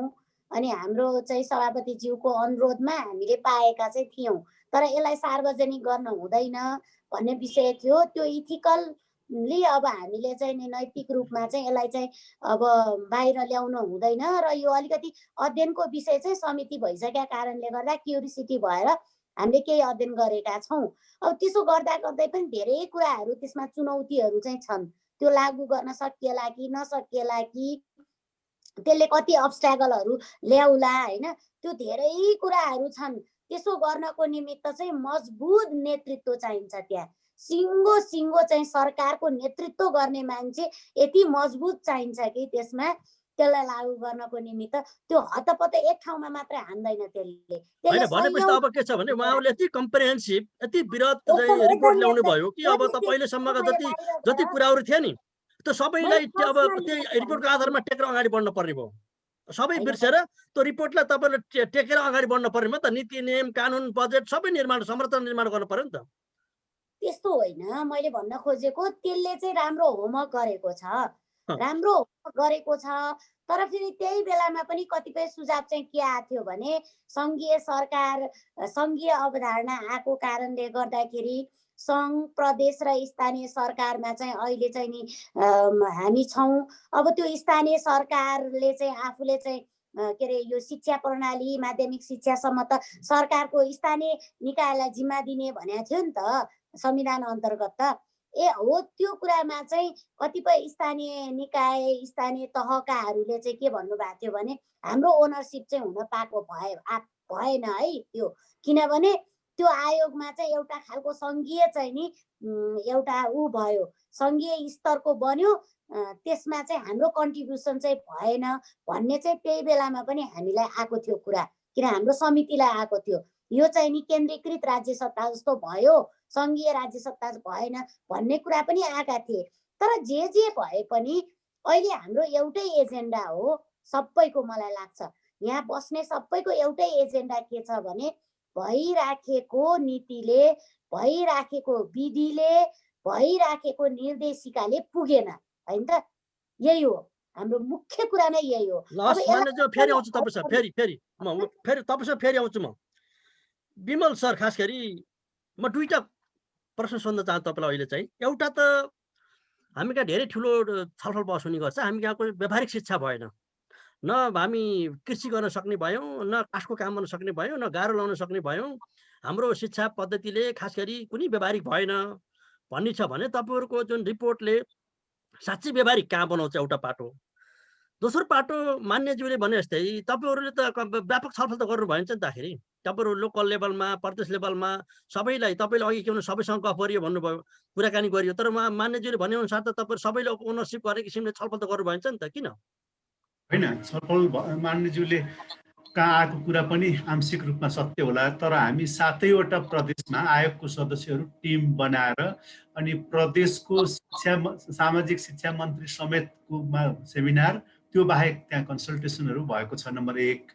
नम्बर 2 कुरा, अर्को कुरा हाम्रो यही रिपोर्टमा पनि के छ भने हामीले जति सिफारिस गरेका छौँ नि, पहिलो वर्षमा के गर्ने, 3 वर्षमा के गर्ने, 7 वर्षमा के गर्ने, 10 वर्षमा के गर्ने भनेर सवाल अनुसारको एउटा त्यस्तो मापदण्ड उहरू पनि राखेको छ हामीले, टाइमको फ्रेम पनि। र दोस्रो कुरा हामीले के गरेका छौँ भने कुन विषयमा स्थानीय सरकारले के गर्ने, प्रदेशले के गर्ने, सङ्घीयले के गर्ने भनेर त्यो तीनटै तह कुरालाई छुट्याएको छ। हामीले जेनरल रिकमेन्डेसन गरेका छैनौँ र हरेक कुरामा नीतिगत रूपमा के हुनु पर्यो, त्यो प्राप्त गर्ने प्रक्रिया, रणनीतिक प्रक्रियाहरू के हो भन्ने कुरा पनि गरेका छौँ। र कतिपय सवालमा चाहिँ हामीले के गरेका छौँ भन्दाखेरि यो बारेमा चाहिँ स्थानीय सरकारहरूले आफ्नो परिवेश अनुसारको छुट्टै स्थानीय शिक्षा ऐनमा चाहिँ उल्लेख गर्नुपर्छ भनेर समेत पनि लेखेका छौँ। त्यसले गर्दाखेरि एउटा कुरा पक्का के हो भने जस्तो अहिलेको संविधानले जुन 12 कक्षासम्मको शिक्षाको व्यवस्थापन गर्ने जिम्मा चाहिँ स्थानीय सरकारलाई दिएको छ। तर त्यसको अर्थ स्थानीय पाठ्यक्रम बनाउने जिम्मा चाहिँ स्थानीय सरकारको हो, राष्ट्रिय पाठ्यक्रम चाहिँ फेरि सङ्घीयले नै गर्ने हो। त्यसले गर्दाखेरि चाहिँ एउटा भ्रम के हुनु भएन भने 12 कक्षासम्मको व्यवस्थापन गर्ने कुरा र समग्र राष्ट्रिय अन्तर्राष्ट्रिय मापदण्डलाई सबै गर्ने कुरालाई स्थानीयले छोडेको होइन। त्यस्तै गरेर जस्तो हामीले यो एउटा शिक्षकहरूको तालिमहरू प्रशिक्षणको लागि चाहिँ सातै, जसरी प्रहरीको एउटा ट्रेनिङ एकाडेमी भन्ने हुन्छ, आर्मीको हुन्छ, गभर्मेन्टको स्टाफ कलेज छ भने त्यही गरेर टिचरहरूको पनि 7वटा प्रदेशमा प्रदेश तहको चाहिँ एउटा टिचर ट्रेनिङ एकाडेमी हुनुपर्छ भन्ने किसिमबाट हामीहरू गएका छौँ। त्यसले गर्दाखेरि यो सङ्घीयताको कुरा पनि यसमा छैन र जे अहिलेको संविधानकोले जुन दिएको 3 तहको अधिकार हो त्यसलाई एउटा कुरालाई मसिनोसँग ध्यान दिएर हामीले यो काम स्थानीयले, यो प्रदेशले, यो सङ्घीयले गर्ने भन्ने कुरा यहाँले त्यो रिपोर्टमा देख्न सक्नुहुन्छ है। र अब अर्को एउटा कुरा के छ भन्दाखेरि जस्तो उदाहरणको लागि स्थानीयले आफ्नो अधिकार अनुसार थप्ने कुरा के हो, तर सङ्घ जो मौलिक अधिकार भनेको हुनाले जो 8 कक्षासम्मको शिक्षालाई त हामीले कम्पलसरी पनि र फ्री पनि भन्यौँ नि। अब स्थानीय सरकारले हामी गर्दैनौँ भन्न त भनेपछि तपाईँले सबैसँग कन्सल्टेसन गर्नुभयो, छलफल गरेर त्यसपछि यो रिपोर्ट त तयार पार्नुभयो नि? हजुर, थोरै भन्न खोजेको मेरो चाहिँ कहाँनिर त्यो कन्सल्टेन्ट त्यो सम्बन्धी सुझाव कहाँनिर मात्रै थियो भने जस्तो कि त्यो टिममा चाहिँ त्यो 25 जनाको टिममा जस्तो स्थानीय सरकारको चाहिँ कसरी नीतिगत रूपमा त्यो नीतिगत रूपमा स्थानीय सरकारको नेतृत्व सहितको टिमको चाहिँ नेतृत्व चाहिँ भएन भन्ने कुरा थियो है। फेरि मैले भन्न खोजेको त्यो फेरि अन्त नजाओस् कुरा भनेर अर्कोतिर नजाओस्। उहाँहरूको कुरा के थियो भने त्यो 25 जना भित्र चाहिँ हामी स्थानीय भित्रको पनि एउटा यस्तो हो है भन्ने, किनभने उनीहरूको त अहिले त यो नगरपालिका फोरम पनि छ होइन, सबै कुरा छ नि त, आम देशैको सिङ्गैको फोरम पनि छ भनेपछि स्थानीय सरकार त भन्छौँ नि त अहिले हामीले, त्यो स्थानीय सरकारको चाहिँ त्यहाँ चाहिँ लिडिङ रोल भएन भन्ने मात्रै थियो है। फेरि त्यो नजाने हामीको जुन व्यवहारिक शिक्षा कुरा छ नि, यो हामीले भनौँ न हाम्रो अहिलेसम्मको शिक्षा पद्धतिले केही कामै गर्न नसक्ने भयो। किताब त पढ्यौँ तर त्यसले चाहिँ हामी सामान्य कृषक हौँ नेपाली, कृषक गर्न नसक्ने, एउटा हलो कोदालो बनाउन नसक्नेदेखि लिएर एउटा गाह्रो लाउन नजान्नेदेखि लिएर कुनै पनि आधारभूत कुरा पनि चलाउन नसक्ने अवस्थाको शिक्षा भयो भन्ने एउटा पाटो छ। अर्को पाटो के छ भने हामी ग्लोबल कम्पिटिटर हुनुपर्छ शिक्षामा। संसारको कुनै पनि ठाउँबाट के अरे तपाईँको जागिर खोल्यो भने एप्लाई गर्न सक्ने हैसियत बनाउनु पर्छ भन्ने छ। भनेपछि यसरी तपाईँको जुन तपाईँले दिएको रिपोर्टले त्यो ग्लोबल्ली पनि प्रतिस्पर्धा गर्न सक्ने र लोकलले पनि त्यो एक्ट गर्न सक्ने शिक्षा हुनसक्छ त? हजुर, अब यो एकदम महत्त्वपूर्ण प्रश्न राख्नु भएको छ। पहिला व्यावहारिक कुराबाट गर्छु म। यो शिक्षा व्यावहारिक छ कि छैन भन्ने कुरा चाहिँ एउटा चाहिँ शिक्षा कस्तो हो त्यसको क्वालिटीले भर पर्ने कुरा हो।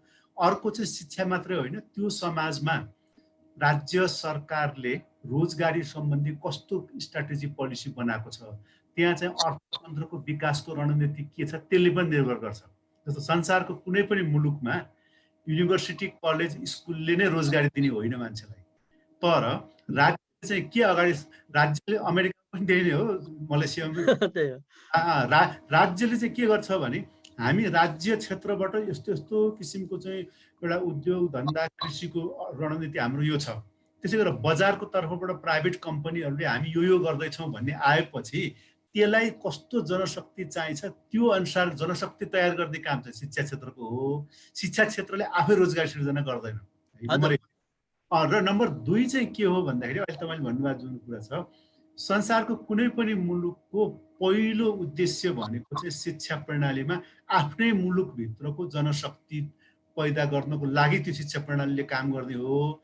नेपालको भनौँ न 3 करोडै मान्छेलाई संसारमा जहाँ पनि जागिर खानको लागि काम लाग्ने शिक्षा चाहिँ नेपालको शिक्षाले गर्न सक्दैन र गर्दै पनि होइन है। तर तपाईँले भन्नुभएको कुरामा एउटा महत्त्वपूर्ण विषय छ, त्यो के हो भने हाम्रो सबै तहको शिक्षाहरूलाई अन्तर्राष्ट्रिय तहमा चाहिँ प्रतिस्पर्धी वा कम्प्याटिबल कसरी बनाउने त है भन्ने कुरा चाहिँ बढी महत्त्वपूर्ण कुरा हो है। जस्तो तपाईँले स्विडेन, नर्वे, फिनल्यान्ड अब आजकल एकदम शिक्षाको गजब देश भनेर भनिन्छ। अब फिनल्यान्डमा चाहिँ कृषिमा मास्टर डिग्री गरेर मान्छेले आएर नेपालमा कृषिमा काम गर्न सक्छ भने जरुरी चाहिँ छैन है। त्यस्तै गरेर अब नेपालको पनि भोलि गएर फिनल्यान्डको कृषिमा गर्नुपर्ने जरुरी होइन। तर केही मैले अघि नै भने नि विज्ञान, गणित, कम्प्युटर, केही साइन्सको कुराहरू छ जुन संसारभरि चाहिँ एउटा किसिमको क्वालिटीको हुन्छ, अरू चाहिँ मुलुकसँग जोडिने खालको नै हुन्छ।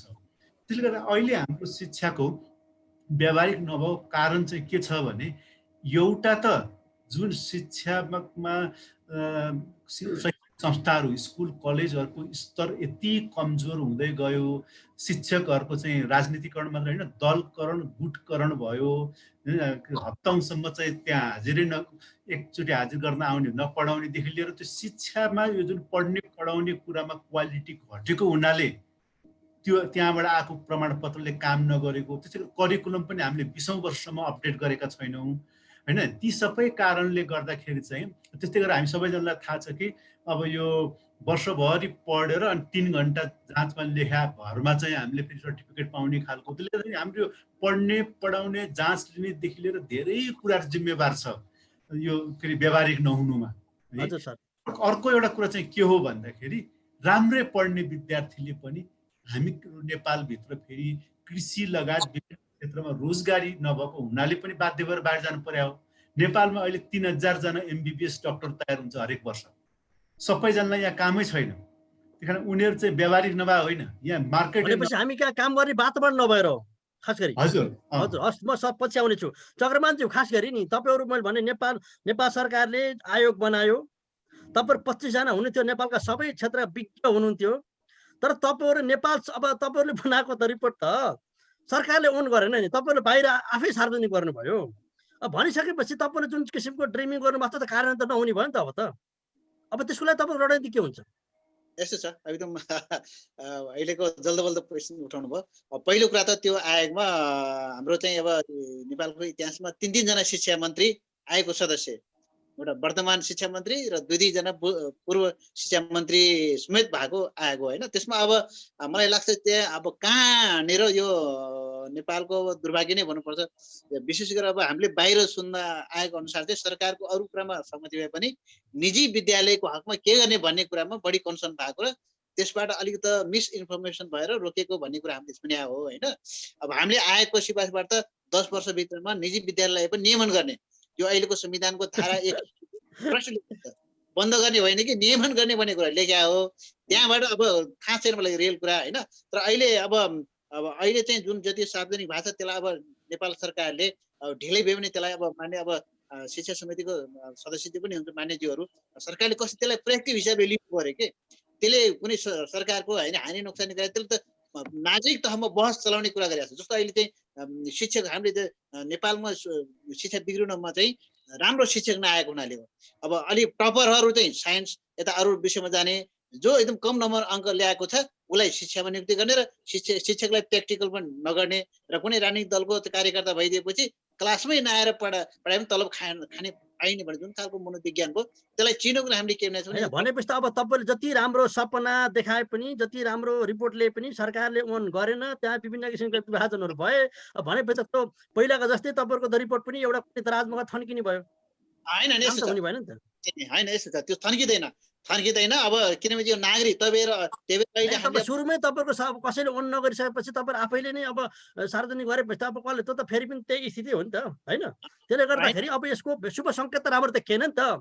अब मान्यज्यू खास गरी के हो त तपाईँहरूले त्यति राम्रो महत्त्वपूर्ण टिम राखेर बनाएको 25 जना मान्छेहरू नेपालका टप मान्छे राखेर सरकारले नै त्यसपछि गएर तपाईँ निर्णय गरेर बनाएको तपाईँको के अरे उच्च स्तरीय शिक्षा राष्ट्रिय के अरे शिक्षा आयोगले बनाएको रिपोर्टलाई नै तपाईँहरूले ओन नगर्ने छलफल नगर्ने हो भने त सबै हेर्नुहोस् त उहाँहरूको त मिहिनेत उहाँहरूको जुन बौद्धिकता उहाँहरूको त जुन सङ्घर्ष त सबै चिज तपाईँले खेर फालिदिनु भयो नि त। यस्तो छ मान्यज्यू बोलाउनु त अगाडि म एउटा थपिहाल्छु, मान्यज्यूले पछि त्यसमा थप्नु होला होइन।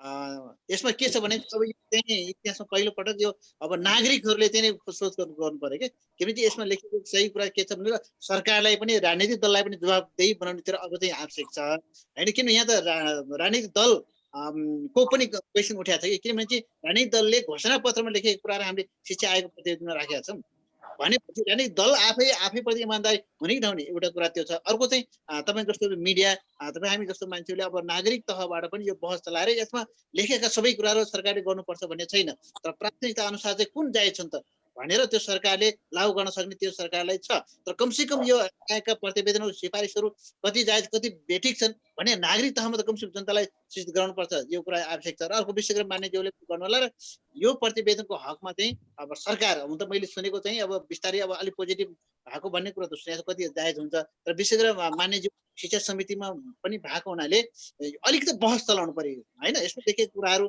के छन् देशको लागि सान्दर्भिक छ कि छैन भनेको यो हिसाबमा पनि बहस चलाउन आवश्यक छ र यसलाई चाहिँ राष्ट्रले ओनरसिप गर्नुपर्छ। यदि भने शिक्षा प्रणालीलाई सुधार गर्ने भने अर्को बाटो छैन, यो नागरिक तहबाट पनि अलि त प्रोएक्टिभ रोल चाहिँ खेल्नुपर्छ। मान्यजी अब तपाईँको शिक्षा तथा स्वास्थ्य समितिले यसको बारेमा मन्त्री लगायत अन्यसँग छलफल गर्छ गर्दैन त? किन यस्तो भयो? किन यो रिपोर्ट हामीले ओन गर्न सकेनौँ? किन भनौँ त्यो समिति आयोगका सदस्यहरूले आफै बाहिर रिपोर्ट सार्वजनिक गर्नु पर्यो भने यो बारेमा छलफल हुन्छ कि हुँदैन? अब एउटा कुरा चाहिँ यो समितिको रिपोर्ट बाहिर जानु चाहिँ दुःखद कुरा हो। यो अराजकताको पनि पराकाष्ठ भन्छु म। नेपालमा चाहिँ कहिलेकाहीँ जे गरे पनि हुन्छ, सत्ता चलाउनेले पनि जे गरे पनि हुन्छ, बुद्धिजीवी भनिलेले पनि जे गरे पनि हुन्छ र सङ्घ संस्था चलाउनेले पनि जे गरे पनि हुन्छ भनेको एउटा चाहिँ कस्तो भने इन्स्टिट्युसनल्ली नै अराजकताको सृष्टि भइराखेको छ। यो चाहिँ हाम्रो गम्भीर कुरा हो र यो एकदम चिन्तित विषय पनि बनेको छ नेपालमा। यसलाई चाहिँ यस्तो खालको परिवेशलाई चाहिँ हामीले यो कसरी हुर्कायौँ र कुन नेपालमा चाहिँ किन यस्तो चिजहरू हुर्किराखेका छ भन्ने कुरा चाहिँ यो एउटा गम्भीर प्रश्न हो र गम्भीर चिन्तन गर्ने विषय हो यो र एउटा निष्कर्ष निकाल्नु पर्ने विषय हो राजनीतिक पार्टीहरूले, सिङ्गो चाहिँ समुदायका चाहिँ नि बौद्धिक वर्गहरूले। अब यो एउटा निष्कर्ष निकाल्ने अर्को पाटो भयो। तर कस्तो हो भने सरकारले के चिजमा ढिला गर्छ कति चिजमा ढिला गर्छ त्यसको त एउटा प्रोसेस हुन्छ होला नि त। तपाईँ चाहिँ नि डेलिगेसन जानुहुन्छ, तपाईँ सडकमा निस्किन सक्नुहुन्छ, तपाईँले जनतालाई आह्वान गर्नुहुन्छ, त्यो त तपाईँसँग छ नि त राइट्स होइन। सरकारले ढिला गर्यो भने त्यो एउटा कस्तो भने केही पनि नगरिकन बस्ने भन्ने पनि होइन त्यहाँ समितिमा भएकाहरूले आफ्नो ओनरसिप। तर त्यो प्रक्रियाभन्दा अगाडि नै त्यसरी चाहिँ नि सरकारकै लोगो चाहिँ नि टाँसेर यसरी बाहिर सार्वजनिक गर्नु भनेको त्यो चाहिँ साह्रै अब इथिकल प्रश्न पनि भयो र एक खालको चाहिँ त्यो नहुने कुरा हो। त्यो आफूलाई जसले जिम्मेवार ठान्छ, यो देशको नागरिक अगुवा ठान्छ, त्यो अगुवाले गर्ने काम चाहिँ होइन त्यो खैर अब त्यो अर्को विषय बन्ला होइन। तर हाम्रो कुरा चाहिँ के हो भने त्यो बनेको फेरि अर्को कुरा अर्को पाटो पनि छ कि यत्रो मेहनत गरेर करोडौँ सिद्धाएर त्यो पैसा भनेको सरकारको पैसा हो, त्यो सरकारको पैसा भने अन्ततः जनताको पैसा हो नि त। त्यो करोडौँ सिद्धाएर बनाएको यस्तो सिङ्गो रिपोर्टलाई चाहिँ फेरि किन ढिला गरे होला सरकारले पेस गर्न किन ढिला गरेको होला भन्ने फेरि त्यसमा क्वेसन राख्ने पनि ठाउँ छ र त्यो पनि कमी कमजोरी भएकै छन् त्यहाँ होइन। ढिला गर्नुभयो त अब त्यो दुईटै कमी कमजोरी, एउटाले कमी कमजोरी गर्यो भनेर अर्कोले फेरि ब्लन्डर कमी कमजोरी गरिराखेको छ भनेपछि यो दुईटै कमी कमजोरीको बिचबाट हामीले अब समितिमा चाहिँ बसेर हामी फेरि पर्सि आइतबारतिर एउटा समितिको बैठक पनि बस्ने तयारीमा छौँ। अब हामी चाहिँ यो भर्चुअल मात्रै गरेर हुँदैन, अब चाहिँ नि म्यानुअल नै भनौँ न, एक खालको हामी उपस्थित नै भएर गर्नुपर्छ भन्ने कुरा आइरहेको छ। हामी विषयवस्तु बनाउँछौँ र यो कुरा चाहिँ सरकारले ओन गर्नुपर्छ। सरकारले यो सार्वजनिक गलत ढङ्गले भएको छ, त्यसमा उहाँ सरकारले चलाउने प्रोसेस आफूले चलाउनुहुन्छ। तर फेरि यो प्रतिवेदन भनेको चाहिँ सिङ्गो अब सम्पत्ति हो, राष्ट्रको सम्पत्ति हो, यसलाई चाहिँ सरकारको सम्पत्ति हो। यसलाई व्यवस्थित गराएर यसभित्र छलफल गर्न लायक कामहरू र निर्णय गर्न लायक कामहरू चाहिँ अब क्रियान्वयनको दिशामा लानको निमित्त कसरी सरकारले चाहिँ ओनरसिप लिने हो भन्ने कुरा चाहिँ अब जनतामा पुग्ने गरिकन ओनरसिप कसरी दिने भन्ने कुरामा छलफल हुन्छ। र हामीले पनि, हाम्रो समितिले पनि शिक्षा मन्त्रालयसँग हामी समितिले बैठक बस्ने हामी खोजी पनि राखेका थियौँ। तर अलिकति छायामा के पर्यो भने कोभिडको कारणले गर्दा हामी कोभिडमै बढी चाहिँ नि अनुगमनतिर लाग्यौँ। स्वास्थ्य मन्त्रालयकै मिटिङमा बढी हामी केन्द्रीकृत भएको थियौँ समितिको बैठक। अब हामी शिक्षा मन्त्रालयमा पनि केन्द्रीकृत भएर जाने भन्ने कुरा आइ पनि राखेको छ। अलिक गम्भीर कुरा नि भइरहेको छ। यही बेलामा चाहिँ मैले एउटा कुरा चुस्स पनि भन्यो, कस्तो भइरहेको छ भने अब मन्त्रालयले भन्छ चाहिँ स्थानीय निकायसँग सरसल्लाह गरेर पढाऊ, इक्जाम लिऊ, होइन, सबै थरी गर भन्छ। तर स्थानीय सरकारको आफ्नै छ। महानगरपालिकाले अहिले गर्न हुन्न भन्छ, यतातिर चाहिँ नि स्कुलहरूले भर्ना लिइसके, पढाउन पाएका छैनन् कलेजहरूले, ठुला कलेजहरूले। यो खालको चाहिँ नि समस्याहरू चाहिँ मन्त्रालयमा जेल्ली पनि राखेको छ। यो विषयमा पनि हामीले छलफल गरेर टुङ्गो गराउनुपर्छ भनेर हामी समितिको बैठक पनि बोलाउने र सरकारसँग छलफलहरू गर्ने शिक्षा मन्त्रालयको विषयमा भन्ने कुरा सभापतिले भनि पनि राख्नु भएको छ। हामी छलफलको विषय बनाइराखेका छौँ। हामीले यो विषयमा हामी चुप रहँदैनौँ जस्तो लाग्छ। हजुर, परिस्थिति अहिले कोभिडको छ। हजुर विमल सर, खास गरी म तपाईँलाई, अब एउटा खाले वर्गका बालबच्चाले जसरी पनि जहाँ पनि पढ्छन्, होइन, अब बढीमै पढ्छन्, राम्रै ठाउँमा पढ्छन्, गाडी साधन स्रोत हुन्छ, सबै चिज हुन्छ। र अहिले कोभिड भनौँ न, यो 7 महिनाले धेरै चिज हाम्रो छर्लङ्ग सब चिज देखायो। हामी रियल कति असमानता रहेछ भन्ने कुरा, होइन। तपाईँको गाउँमा बसेर पढ्ने विद्यार्थी र सहरमा बसेर पढ्ने विद्यार्थी, किनभने सहरमा बस्ने त अहिले विभिन्न खाले आइटीको प्रयोगबाट, नेटको प्रयोगबाट पढिरहेछन् भने गाउँमाको अवस्था, गरिबको अवस्था, एउटा सामान्य स्मार्टफोन नहुँदा के हुँदो रहेछ, सामान्य ल्यापटप नहुँदा के रहेछ भन्ने कुरा अत्यन्तै व्यवहारिक कुरा त गरेका छैनौँ हामीले। एउटा खाले वर्ग बेनिफिटेड भएको पैसा जुनै फाइदामा छ, जुनै जे प्रकोप, जे समस्या आए पनि यतापट्टि गरिब र दलित सीमान्तकृत समुदायका बच्चाहरूलाई यो कोभिडले झन् थलायो। अब 3-4 वर्ष त यो रोइ नै रहन्छ। अनि तपाईँहरूले लिएको प्रतिवेदन त झन् यता न उति भयो क्या। अब तपाईँहरूले के भन्नुभएको थियो, तपाईँहरूको प्रतिवेदनले साँच्चै इक्वालिटी निर्माण गर्छ, साँच्चै त्यो गरिब र दलित तथा सीमान्तकृत समुदायका बच्चालाई नै बढी जोड दिन्छ भनेर ल्याउनु भएको छ नि तपाईँले। एउटा हुने खाने वर्गलाई भन्दा पनि गरिबकोलाई टार्गेट थियो। अब यो रिपोर्ट पनि के अरे छाँटकाट, यसको कार्यान्वयन हुने, यसको राम्रो व्यवस्था हुने देखिँदैन भनिसकेपछि अब के गर्ने? एकदम महत्त्वपूर्ण प्रश्न राख्नुभयो। पहिलो कुरा त के भने, म चाहिँ अब यो समाज शिक्षा क्षेत्रमा लागेको मान्छे, शिक्षाको काम नै आशा उमार्ने हो है। त्यसले गर्दाखेरि अब यो निराश भएर हुँदैन, उसले नै गरेन भनेर त भएन। हाम्रो काम चाहिँ आशा उमार्ने हो, होइन। एजुकेसन फर होप भन्छ कि एउटा संस्थाको शिक्षाविदहरूले चाहिँ एउटा पहिलो कुरा लिने गर्छ। जस्तो हामी निरक्षर मान्छेलाई साक्षर बनाउने, सामान्य विद्यार्थीलाई चाहिँ वैज्ञानिक बनाउने भनेर सोध्छौँ भनेदेखि अब अहिले अगाडि परेको 2-4 समस्या आयो भनेर यसबाट निराश हुने त कुरै भएन, नम्बर 1 है। नम्बर 2 कुरा, शिक्षा आयोगको सदस्यको हिसाबले हामीले गर्नुपर्ने कुरा बेस्ट गरेका छौँ। त्यसले गर्दाखेरि चाहिँ अब त्यसलाई कार्यान्वयन पनि गर्ने ठाउँमा त हामी छैनौँ। कार्यान्वयन त भोलि स्थानीय सरकारदेखि सङ्घीय सरकारसम्मले नै, राज्यले नै गर्ने हो, स्कुल कलेज विश्वविद्यालयले नै गर्ने हो। अब अघि माननीयज्यूले कुरा उठाइहाल्नु भयो हुनाले, जस्तो अब यो प्रतिवेदनलाई सार्वजनिक गर्नुपर्छ भनेर पहल लिने मान्छे मध्येमा म पनि एकजना हुँ। अब नियम कानुन भन्ने कुरा तोड्ने, अराजक हुने भन्ने कुरा चाहिँ 2 किसिमका मान्छेले गर्छन्। एउटा चाहिँ आफ्नो व्यक्तिगत स्वार्थको लागि भ्रष्टाचारीहरू, अपराधीहरूले नियम कानुनलाई तोड्छन्। अर्को चाहिँ विवेकशील मान्छेहरूले नियम कानुन तोड्छन्। जब तपाईँको हामीले 2075 साल माघ 1 गते प्रधानमन्त्रीज्यूको कार्यालयमा नै आयोजना भएको थियो। आयोगले चाहिँ हामीले प्रतिवेदन पेश गर्यौँ है।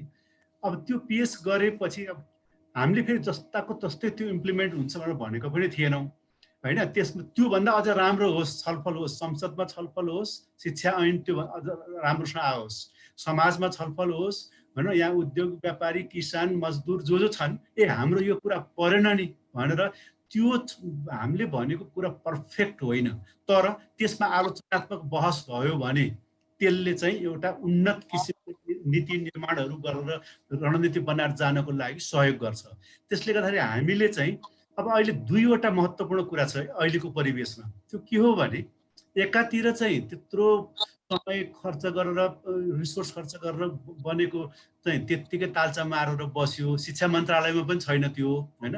अब टेक्निकल्ली हेर्ने हो भनेदेखि प्रधानमन्त्री कार्यालयमा छ। दोस्रो कुरा अहिले के भएको छ भने शिक्षा विधेयकमाथि अब छलफल भएर शिक्षा ऐन आउनुपर्छ, शिक्षा नियमावली आउनुपर्छ। अहिले भर्खरै सरकारले 1 महिना जति भयो 10 वर्षको शिक्षाको योजना बनाउनको लागि 12वटा टिम गठन गरेको छ। अब तपाईँहरूले भन्नुहोस् त, शिक्षा ऐन बनाउने कुरामा पनि यो डकुमेन्टको प्रयोग भएन, अनि 10 वर्षको शिक्षा योजना बनाउने कुरामा प्रयोग भएन भने यो डकुमेन्ट के काम?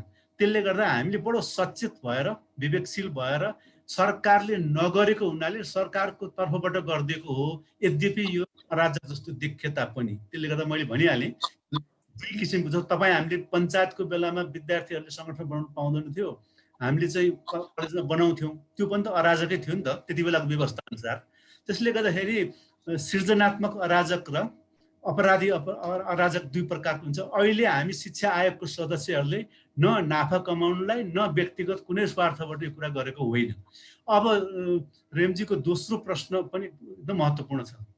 यो कोभिडको बेलामा जुन किसिमको परिवेश देखियो नि, भनेको मतलब फेरि पनि अहिलेको विद्यमान शिक्षा व्यवस्थामा हामीले रूपान्तरण गरेनौँ भने पीडितहरू झन पीडित भएर जाने, सहरको तुलनामा गाउँमा, धनीको तुलनामा गरिबहरूको होइन, अरू उच्च जाति भन्नेको तुलनामा दलितहरू चाहिँ जो पछाडि पर्ने कुरा जब झन् कोभिड लगायतको सङ्कटहरू आउँछ त्यो बेलामा झन् वर्ष हुने रहेछ नि। त्यसले गर्दाखेरि पनि हामीले सार्वजनिक शिक्षालाई बलियो बनाउने खालको सिस्टम चाहियो। जो सीमान्तकृतबाट आएको छन् उनीहरूको पहुँच मात्रै होइन, उनीहरूलाई त्यहाँ पहुँच भइसकेपछि पनि निरन्तरता दिएर शिक्षा हासिल गर्ने वातावरण सृजना गर्नको लागि सार्वजनिक शिक्षाको सुदृढीकरण, यति बेलाको शिक्षाको लागि हामीले रूपान्तरण र अघि चक्रमानजीले छोटो राखिसक्नु भएको छ। हामी जस्तो संसारभरिको देशमा हेर्नुभयो भने सार्वजनिक शिक्षा बलियो नभइकन कुनै देश समृद्ध भएको छैन। चाइनाको हेर्नुहोस्, अमेरिका हेर्नुहोस्, बेलायत, युरोप सबै हेर्नुहोस्, स्विजरल्यान्ड हेर्नुहोस् है, जसको हामी नाम लिन्छौँ। सिङ्गापुरले 40 वर्ष अगाडि एकदम गरिब भएको बेलामा चाहिँ उसले सबै क्वालिटी एजुकेसन र सार्वजनिक शिक्षा बलियो बनाउने कुरा ल्याएको थियो, धनी भएको बेलामा होइन। किनभने शिक्षा भनेको पूर्वाधारको पनि पूर्वाधार हो है। अहिले हामी रेल, पानी जहाज अनेक कुराहरू गरिरहेका छौँ, तर त्यो सबै पूर्वाधारलाई बलियो बनाउने हो भने पहिलो पूर्वाधार भने शिक्षा हो है। त्यसले गर्दाखेरि हामीले यो आयोगको रिपोर्टमा पनि 20 देखि 22% एजुकेसन राष्ट्रिय बजेट चाहिँ शिक्षामा जानुपर्छ र सबैलाई बराबर मात्र होइन, सीमान्तकृतलाई चाहिँ हामीले सब प्राथमिकतामा राखेर सिस्टमलाई रूपान्तरण गर्नुपर्छ भनेका छौँ। त्यस्तै गरेर अघि जुन व्यावहारिक शिक्षा कुराहरू ल्याएको छ, जस्तो केही पोजिटिभ काम पनि सुरुवात भएको छ। जस्तो नेपालको 753वटा स्थानीय सरकारमा हरेक पालिकामा कम्तीमा एउटा टेक्निकल स्कुल, त्यसमा हामी प्रगति गर्दै गइरहेको पनि छौँ, त्यसले पनि एउटा। र त्यसले गर्दा चाहे हाम्रो साधारण शिक्षा भन्ने ठाउँमा पनि जीवनोपयोगी शिक्षा लगायतको विभिन्न करिकुलमहरू राखेर कसरी मान्छेलाई, किनभने यो व्यावहारिक छुट्टै साधारण छुट्टै शिक्षा भन्ने संसार हुँदैन है, विषय फरक फरक होला।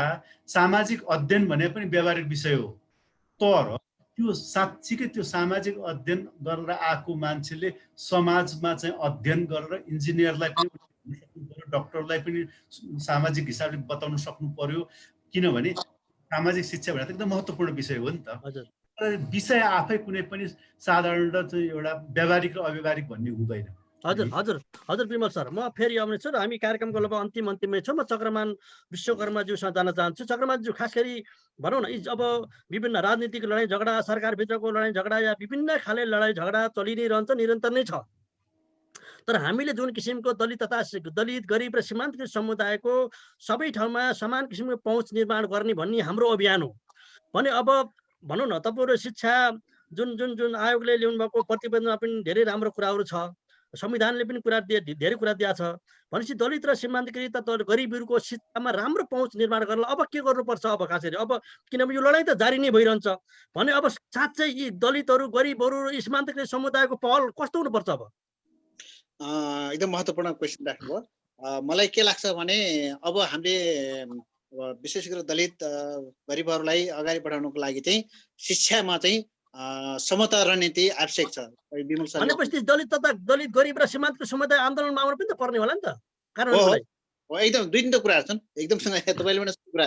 एकातिर अब सरकारले एकदम सकारात्मक सोचका साथ चाहिने दलित सीमान्तकृतहरूलाई एकदम सकारात्मक विभेद शिक्षामा पनि सकारात्मक जस्तो छात्रवृत्ति सहितको कुराहरू छ होइन। त्यसपछि शिक्षाको हरेक कुरामा प्राथमिकता दिनु पर्यो भने एकातिर नागरिक दलित समुदायले पनि देशको संविधान कानुनमा के लेखेको त भन्ने कुरा आफै पनि अब अलिकति अग्रगामी भूमिका खेल्नुपर्छ। त्यो एउटा विशेष गरेर मान्य सांसदज्यू अब शिक्षा सम्बन्धी पनि भाग हुनाले अर्को महत्त्वपूर्ण कुरा भनेको जति पनि शिक्षा सम्बन्धी निकायहरू छन् जस्तो सिडिपिटी छ, तपाईँको यो वित्तीय विद्यार्थी समिति छ, इभेन्ट प्रोजेक्ट छन् कि तर ती जबसम्म ती शिक्षा सम्बन्धी निकायमा दलितको पक्ष हुँदैन तबसम्म दलितको पक्षमा नीति कार्यान्वयन हुनेवाला छैन। त्यसले गर्दा यो चाहिँ मान्यज्यूले चाहिँ संविधानको धारा 41 जबसम्म संविधानको धारा 41 चाहिँ कार्यान्वयन हुँदैन तबसम्म चाहिँ हाम्रो पक्षमा नबन्ने भावनाले त्यसले गर्दाखेरि एउटा शिक्षा सम्बन्धी सबै निकायमा दलितको प्रतिनिधित्व हुनु पर्यो। जस्तो स्कुल व्यवस्थापन समितिमा टिचर बढीभन्दा बढी दलित समुदायको हुनु पर्यो होइन।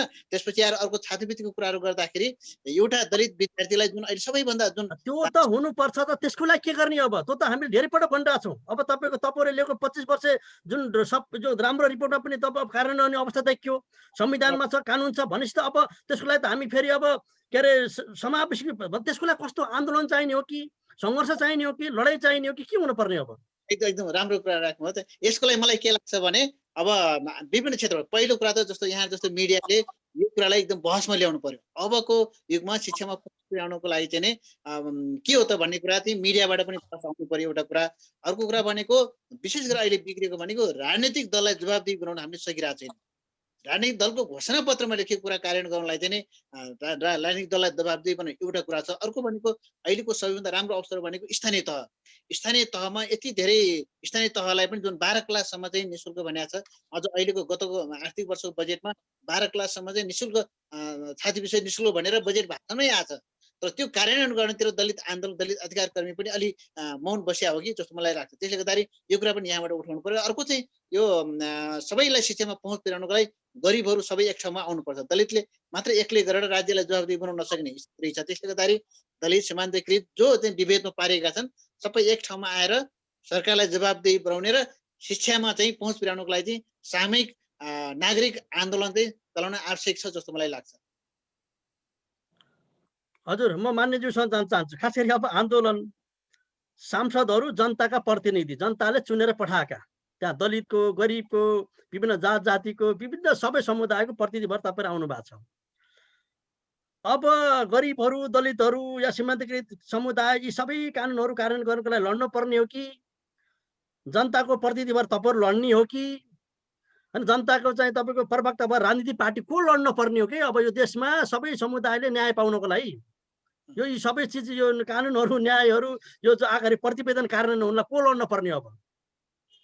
अहिले लड्ने कुरा त कस्तो छ भने यसलाई चाहिँ हामीले राम्रोसँग छुट्याउँदाखेरि चाहिँ अब लड्नलाई त सधैँ हाम्रो जीवन लड्ने नै हो। किनभने हाम्रो जीवनमा अनि अलमल भयो क्या को लड्ने नि भन्ने भएन के? तपाईँको जीवन सिद्धिन्छ क्या, कहिलेसम्म भन्ने होइन, सङ्घर्ष जहिले पनि भइरहेको छ। बरु कसरी सङ्घर्ष गर्ने भयो किन तपाईँको जीवनभित्र चाहिँ तपाईँको जीवन प्रक्रिया जो बाँचिराख्नु भएको छ त्यो सङ्घर्ष नगरिकन तपाईँ बाँच्नुहुन्न। त्यही यो सङ्घर्ष बरु कसरी लैजाने होला, यो सङ्घर्ष कसरी गर्ने होला, कहाँ गर्ने होला र कुन प्रक्रियाबाट गर्ने होला भन्ने चाहिँ प्रश्न हो जस्तो लाग्छ मलाई। त्यसो गर्दाखेरि चाहिँ के हो भने हामीले गर्ने भनेको एउटा त नीति हेर्ने हो। हामीले एउटा संविधान अनुरूप हाम्रो नीति बनिएको छ कि छैन, हाम्रो काम अहिले। म जुन ठाउँमा अहिले के अरे सांसद बनेको छु, जसरी बनेको छु र मलाई जुन ठाउँमा राखिएको छ, हामीले बुझ्ने भनेको पहिलो कुरा संविधान हेर्ने र त्यो संविधान अनुरूपको हाम्रो चाहिँ नि ऐन कानुन बन्या छ कि छैन। बन्या छ भने त्यो बन्या छैन भने त्यो ऐन कानुन बनाउनको निमित्त हामीले चाहिँ नि आवाज उठाउने र सरकार पक्षले ऐन कानुनहरू ल्याउँछ र त्यसमा हाम्रो कन्ट्रिब्युसन गर्ने। यो ठिक छ, यो ठिक छैन भनेर हामीले कन्ट्रिब्युसन गर्ने। त्यो बनिसकेको ऐनलाई चाहिँ हाम्रो समितिले चाहिँ बनिसकेपछि चाहिँ अब त्यो ऐन चाहिँ क्रियान्वयन भएको छ कि छैन भनेर कहिलेकाहीँ चाहिँ यो ऐनलाई चाहिँ व्यवस्थित ढङ्गले क्रियान्वयन भएको छैन भन्ने क्वेसन आयो भने सरकारलाई नै हामीले के भन्नुपर्छ त भन्दा यो ऐनमा चाहिँ बनाएका चिजहरू चाहिँ क्रियान्वयन भएका छैनन्, आवाजहरू उठे, यी कुरामा चाहिँ सुधार गर्न सकिन्छ भनेर हाम्रो समितिले भन्न सक्छ। र अर्को कुरा के हो भने कतिपय अनुगमन गर्ने पाटोमा पनि यहाँ ल्याप्सेसहरू भएको छ, त्यस कारणले तपाईँहरूले अनुगमन गर्नुहोस् भनेर पनि भन्न सक्छ। तर फेरि कस्तो छ भने यहाँ अघि नै मैले भनिसकेँ कि यो एउटा क्षेत्रमा मात्र होइन, सामाजिक क्षेत्रमा, आर्थिक क्षेत्रमा, राजनैतिक क्षेत्रमा, इन टोटालिटीमा चाहिँ हामी राज्यको पुनर्संरचनाको क्रममै छौँ। फेरि यो कुरा पनि हामीले भुल्न भएन, किन तपाईँहरूले भएको नीति नियम बनाउने त एक ठाउँमा छ, भएको पनि यो पार्टीको त्यो पार्टीको, अब यो वर्गको त्यो वर्गको, यो जातिको ऊ जातिको भनेर सबै पेन्डिङ भए, कारण हुने नहुने भयो के अब भने त्यसको लागि के हो यो पहल? त्यो धेरै दिन पेन्डिङ हुन सक्दैन, त्यसको पनि एउटा निश्चित चरण हुन्छ। जस्तो किनभने तपाईँहरूको लडाइँको कारण त दलितहरू, गरिबहरू, सीमान्तकृत समुदाय त वञ्चित भएको भइ हुने भयो होइन। मैले भने नि एउटा सीमासम्म मान्छेलाई थुन्न सकिन्छ, एउटा सीमासम्म मान्छे वञ्चित हुन्छ, त्यसपछि उसले एउटा निकास खोज्छ। त्यो विज्ञानको नियम हो जस्तो लाग्छ। त्यसकारण अहिले पनि बनेका नियमहरूलाई कति दिन थुन्ने, एक दिन अथवा एक वर्ष, त्योभन्दा बढी थुन्न सकिँदैन। त्यसैले अबको प्रक्रिया भनेको थुन्ने प्रक्रिया होइन, अबको प्रक्रिया भनेको त्यसलाई लागू गरेर कसरी अगाडि बढ्न सकिन्छ भन्ने कुरा हो। अब त्यसमा चाहिँ सम्बन्धित मन्त्रालय, प्रधानमन्त्रीको कार्यालय अथवा चाहिँ नि सिङ्गो चाहिँ नि के अरे क्याबिनेट र चाहिँ नि हाम्रो यो पार्लियामेन्टको कहाँनिर चाहिँ हाम्रो ल्याप्सेस भएको छ भनेर अब छिटै हामीले चाहिँ बसभित्र बाहिर र आम रूपमा गर्ने पर्ने बेला चाहिँ होइन। उहाँहरूले के भन्नुहुन्छ भने गरिबको लागि, दलितको लागि, सीमान्तकृत समुदायलाई उत्कृष्ट प्रतिवेदन ल्यायो भन्नुभयो र तपाईँहरू दलित समुदायको, जनजाति समुदायको, विभिन्न सीमान्तकृत समुदायको अरू नबोले पनि तपाईँहरू त बोल्नु पर्थ्यो नि। किन तपाईँहरू बोल्नु भएन यो विषयमा? यो हाम्रो लागि राम्रो छ, यो रिपोर्ट कार्यान्वयन गर्नुपर्छ। तपाईहरू सबै दलित सीमान्तकृत समुदायहरू समावेशीबाट जाने सांसद एक ठाउँमा आएर लड्नु पर्थ्यो नि त, लड्नु भएन, बोल्नु भएन त तपाईँहरू? होइन, हामीले हाम्रो समितिमा चाहिँ यो क्रियान्वयनको पाटोमा के भइरहेको छ भनेर हामीले ताकेता गरेकै छौँ। अरू महिला बोल्नु भएन, जनजाति बोल्नु भएन, मधेसको बोल्नु भएन, अरू विभिन्न खालको बोल्दै बोल्नु भएन नि। यो कुरा चाहिँ यसरी गर्नुपर्छ होला रेमजी। कसरी गर्नुपर्छ होला भने नि समाजमा यदि यो कुरा ठिक छ भनिसकेपछि महिलाले मात्रै बोल्ने होइन, दलितले मात्रै बोल्ने होइन, अरू त बोल्दै बोल्दैनन्। त्यो बोल्ने भनेको किनभने यो समुदायले बोल्ने होइन। जस्तो तपाईँको जात व्यवस्था अन्त्य भयो भने दलितलाई मात्रै फाइदा हुने होइन, त्यो सिङ्गो समुदायलाई फाइदा हुने हो यदि राम्रोसँग बुझ्छ भने। महिलाहरूको उत्पीडनको चाहिँ अन्त्य गर्ने भनेको महिलालाई मात्रै फाइदा हुँदैन, किनकि दास पाल्नलाई नि दास मालिक झन् दास बन्नुपर्छ। दास पाल्नलाई भन्न खोजेको कुरा के हो भने यो भनेको सिङ्गो चेतनाको कुरामा चाहिँ हामी सम्पूर्णले चाहिँ जुन खालको चाहिँ बााउन्ड्रीहरू छ, जुन खालको उत्पीडनहरू छ, जुन खालको समस्याहरू छ, त्यसले सिङ्गो नेपाललाई राम्रोसँग चाहिँ नि समाजवाद उन्मुख भनिएको छ। त्यो नारा त फेरि दलितले र महिलाले राखेका होइन नि त, समाजवाद उन्मुख भनेका त पार्टीहरूले राखेका हुन् र चाहिँ नि सबै मिलेर राखेको हो। अब त्यो समाजवाद उन्मुख भन्ने जुन नारा छ, त्यो नारा पारित गराउँदाखेरि त त्यो त एउटा समुदायको मात्रै नारा होइन नि। त्यो समाजवाद उन्मुख नाराभित्र कसले बढी फाइदा पाउला, कसले बेफाइदा पाउला, त्यो पाटो अर्को विषय हो। तर सिङ्गो समाजवाद उन्मुख भनेर जो बनाइएको छ, जुन राजनीतिक पार्टीले त्यसमा चाहिँ दत्तचित्त साथ भनेको छ, त्यसले त आफ्नो कुरा त क्रियान्वयन गर्नु पर्यो नि। म खास गरी अब विमल सर हामी अन्तिममै छौँ होइन। खास गरी अब यावत समस्या छँदैछन्, अब 1, 2, 3 हामी समग्र नेपाली समाजका सबै एक्टरहरू भनौँ न ले कसरी यी सबै भने एउटा शिक्षा मात्रै रहेन कि धेरै कानुनहरू धेरै प्रतिवेदनहरू चाहिँ रोकेका छन् र खास अब गरिबहरू दलितहरू सीमान्तकृत समुदायहरूले कुनै पनि प्रकारको अधिकारको अनुभूति गर्न सकेका छैनन्। त्यो सबै चिज गर्नको लागि अब 1 2 3 के गर्यो भने हुन्छ होला सर? अब हजुर 3टा कुरा भन्छु म। नम्बर 1 चाहिँ के हो भने कुनै पनि मुलुकको त्यहाँ झट्टै हेर्दाखेरि चाहिँ हामीले सरकार, राज्य, पार्टीहरू, संस्था, मिडिया अनेक देखिरहेका हुन्छौँ। तर सबैतिर छरिएको आलोचनात्मक चेत सहितको जनमत भनेको चाहिँ सबभन्दा ड्राइभिङ फोर्स हो समाजको, है। एउटा समाजको वाहक शक्ति भनेको चाहिँ आलोचनात्मक चेत सहितको जनमत। त्यो चाहिँ नागरिक समाजको रूपमा, सामाजिक आन्दोलनहरूको रूपमा, बौद्धिक समुदायको रूपमा, सार्वजनिक बौद्धिकहरूको रूपमा विभिन्न ठाउँबाट प्रकट भइरहेको हुन्छ। त्यसले गर्दाखेरि अहिलेको जुन नयाँ संविधान जुन छ हाम्रो, त्यसमा पनि नपुगेर संशोधन गर्नुपर्छ भन्ने धाराहरू पनि छ, त्यो महत्त्वपूर्ण छ। तर कम्तीमा त्योभन्दा पछाडि जान हुन्न, चाहे समावेशीकरणको कुरामा, चाहे समतामूलक समृद्धिको कुरामा, चाहे समाजवाद अर्थतन्त्र बनाउने कुरामा वा शिक्षाको कुरामा।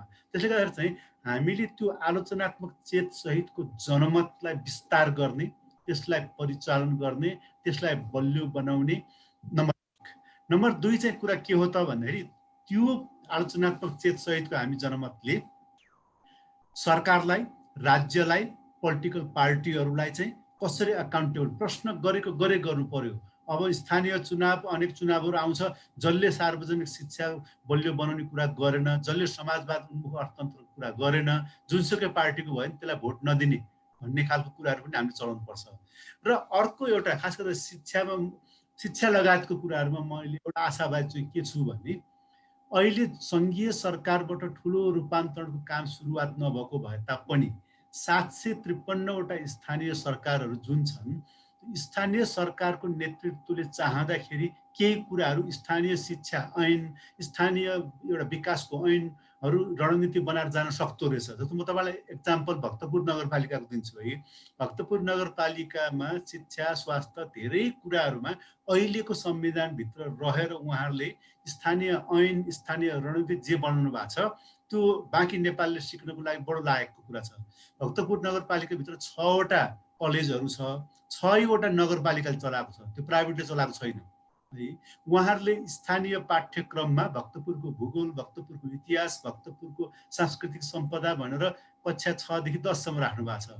उहाँहरूले जुजुधौको बारेमा मात्र राख्नु भएको छैन, 9-10 कक्षाको विद्यार्थीलाई जुजुधौ बनाउनु पनि सिकाउनुहुन्छ अरू पाठ्यक्रमको साथसाथै।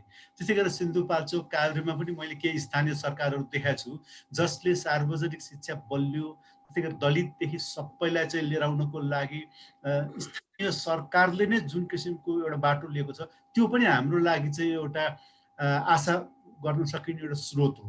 त्यसले गर्दाखेरि हामीले एउटा चाहिँ व्यक्तिगत तहमा यो कुरामा हामी जहाँ छौँ त्यहाँबाट प्रश्न उठाउने कुरा, राज्य र सरकारलाई चाहिँ हामीले जवाफदेही बनाउन लाग्ने कुरा, र तपाईँ स्कुलमा इन्भल्भ हुन सक्नुहुन्छ कि व्यवस्थापन समितिमा सक्नुहुन्छ कि स्थानीय सरकार। म आफै पनि 3-4वटा स्थानीय सरकारसँग इन्भल्भ भएर अहिले उहाँहरूको स्थानीय त्यो बनाउनको लागि सहयोग गरिरहेको छु र म आशावादी छु। किनभने सङ्घीय सरकारले नसुने तापनि त्यो रिपोर्टको स्पिरिट अनुसार हामी गर्छौँ भनेर तयार हुने विभिन्न राजनीतिक पार्टीले चुनाव जितेको स्थानीय सरकारहरू तयार हुनुहुन्छ है।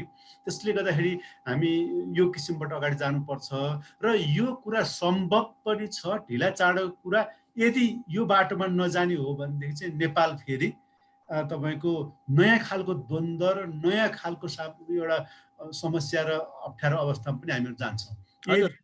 हजुर सर चक्रमानजी, अब अन्तिममै छौँ। तपाईँलाई खास गरी यो अब दलित तथा सीमान्तकृत समुदायकै एङ्गलबाट अब हामी अझै भनौँ अझै कुन क्षेत्रबाट अझै सुधार भएर र कुन पात्रहरू अझै बदलिएर गयो भने अझै यो साँच्चै दलितहरूले हामीले जुन किसिमको शिक्षामा समानताको, समावेशीको, लोकतान्त्रिकको कल्पना गरेका छौँ नि त्यो पुरा हुन सक्छ। नै यो एकदम महत्त्वपूर्ण क्वेसन राख्नु भएको छ। त्यसमा चाहिँ फेरि पनि महत्त्वपूर्ण क्वेसन नै यो हाम्रो के हो भनेपछि यो कार्यान्वयन हो होइन। संविधानमा भएको कुरा, ऐनमा भएका, नीतिमा भएका कुराहरू कार्यान्वयन गर्ने कुराहरू हो। र विमल सरले जुन भनिराख्नु भएको छ र दलितहरूको लागि फेरि पनि सरकारले सकारात्मक विभेद होइन सकारात्मक विभेद त्यो व्यवस्था गर्नुपर्छ। जस्तो अहिले छात्रवृत्तिको छ नि जुन वार्षिक 400 रुपियाँ भनेको यति लाज मर्दो छ। नेपाल सरकारले दिएका 42वटा छात्रवृत्ति त्यसमध्ये सबैभन्दा कम रकम चाहिँ यो दलितलाई छुट्याएको छ कि। त्यसले गर्दाखेरि हामीले अर्को कुरा के दलित आन्दोलनबाट हिजो 1910 को मूलिक ऐन लागू गरेर हामीलाई जुन कथित अछुत बनायो त्यसको क्षतिपूर्तिको मोडेल के हो त भन्ने कुराबाट हामीले बहस उठाउनु पर्छ। त्यो एकदम अहिले ओझेलमा पर्यो। पहिलो संविधान सभामा त उठ्यो, अहिले त्यो उठ्यो। त्यसले गर्दा अब एउटा स्थिति जानुपर्छ।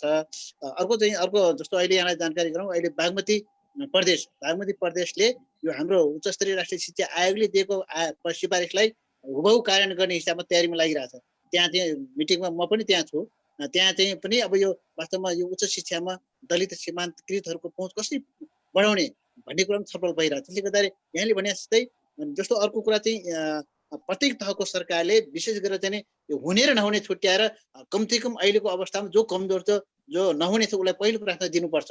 र होइन हिजो राज्यले कानुन बनाए अछुत बनाएको हुनाले दलित समुदायलाई अझ बढी क्षतिपूर्ति सहितको हिसाबले विशेष अधिकारको जोडेर नीति नियम बनाउने कुरामा जोड दिनुपर्छ र त्यसलाई स्थानीय तह सङ्घीय तह र प्रदेश सरकारले चाहिँ एउटा त वार्षिक बजेटको 25% बजेट छुट्याउने नीति ल्याउनु पर्यो। अनि त्यसमा चाहिँ अर्को महत्त्वपूर्ण कुरा भनेको फेरि पनि दलित समुदायको पाठ्यक्रम जात व्यवस्था अन्त्य गर्ने खालको पाठ्यक्रम चाहिँ सबै तहमा हुनु पर्यो र त्यसपछि शिक्षक बढीभन्दा बढी आउनु पर्यो। स्कुल व्यवस्था समितिमा दलित हुनु पर्यो, क्याम्पसका लेक्चरहरू दलित हुनु पर्यो होइन। त्यसपछि दलित समुदायको इतिहास छ जुन गौरवमय इतिहास छ त्यो इतिहासलाई झल्काउने खालका पाठ्यक्रम ल्यायो भने मान्छेले अटोमेटिकली त्यो होइन त्यो एउटा सकारात्मक सोचमा जान्छ। त्यसले गर्दाखेरि चाहिँ कम्तीमा पनि 10 वर्षको लागि दलित समुदायको शिक्षामा पहुँच पुर्याउनको लागि चाहिँ तिनै त सङ्घीय सरकार, प्रदेश सरकार र स्थानीय सरकारले समता रणनीति दलितहरूलाई पहिलो प्राथमिकता दिएर बजेट छुट्याउने र उनीहरूलाई उच्च शिक्षासम्म चाहिँ पहुँच बढाउने खालको नीति लिन आवश्यक छ। किनभने अहिले हेर्नुहोस् तपाईँको लोकसेवा आयोगको धेरै कोठाहरू खाली गइरहेछ। किनभने अब तपाईँको 10 क्लास पढेको विद्यार्थी 11मा जाने बित्तिकै लगभग 80% ड्रप आउट चाहिँ एसएलसीमा गएको छ कि। तपाईँको समस्या त्यहाँनिर छ। अब जम्मा चाहिँ एसएलसी परीक्षा दिने मध्ये 6.5% मात्रै 11 क्लासमा भर्ना भइरहेछ। माथि जाँदाखेरि त उच्च शिक्षामा जम्मा 1% दलित विद्यार्थी पुगिरहेछन्। त्यसले गर्दाखेरि माथिल्लो तहमा पुर्याउनलाई चाहिँ सरकारले जबसम्म माथिल्लो तहमा चाहिँ पहुँच पुग्दैन तब तलबाट नआउने भएको हुनाले सरकारले यस खालका नीति बनाउन आवश्यक छ। र फेरि पनि मलाई के लाग्छ भने संविधानको धारा 41 लाई हामी दलित आन्दोलनले चाहिँ अब समात्नु पर्ने, सरकारलाई राजनीतिक दललाई जवाबदेही बनाउनु पर्ने के भने संविधानको धारा 41 राज्यका हरेक निकायमा कति हुनेछ भन्ने कुरा चाहिँ कार्यान्वयन गर्ने ठाउँमा दलित आफू नपुग्दासम्म हेर्न जतिसुकै राम्रो बनाए पनि नहुने भएको हुनाले यो कुरामा हामीले जोड दिनुपर्छ।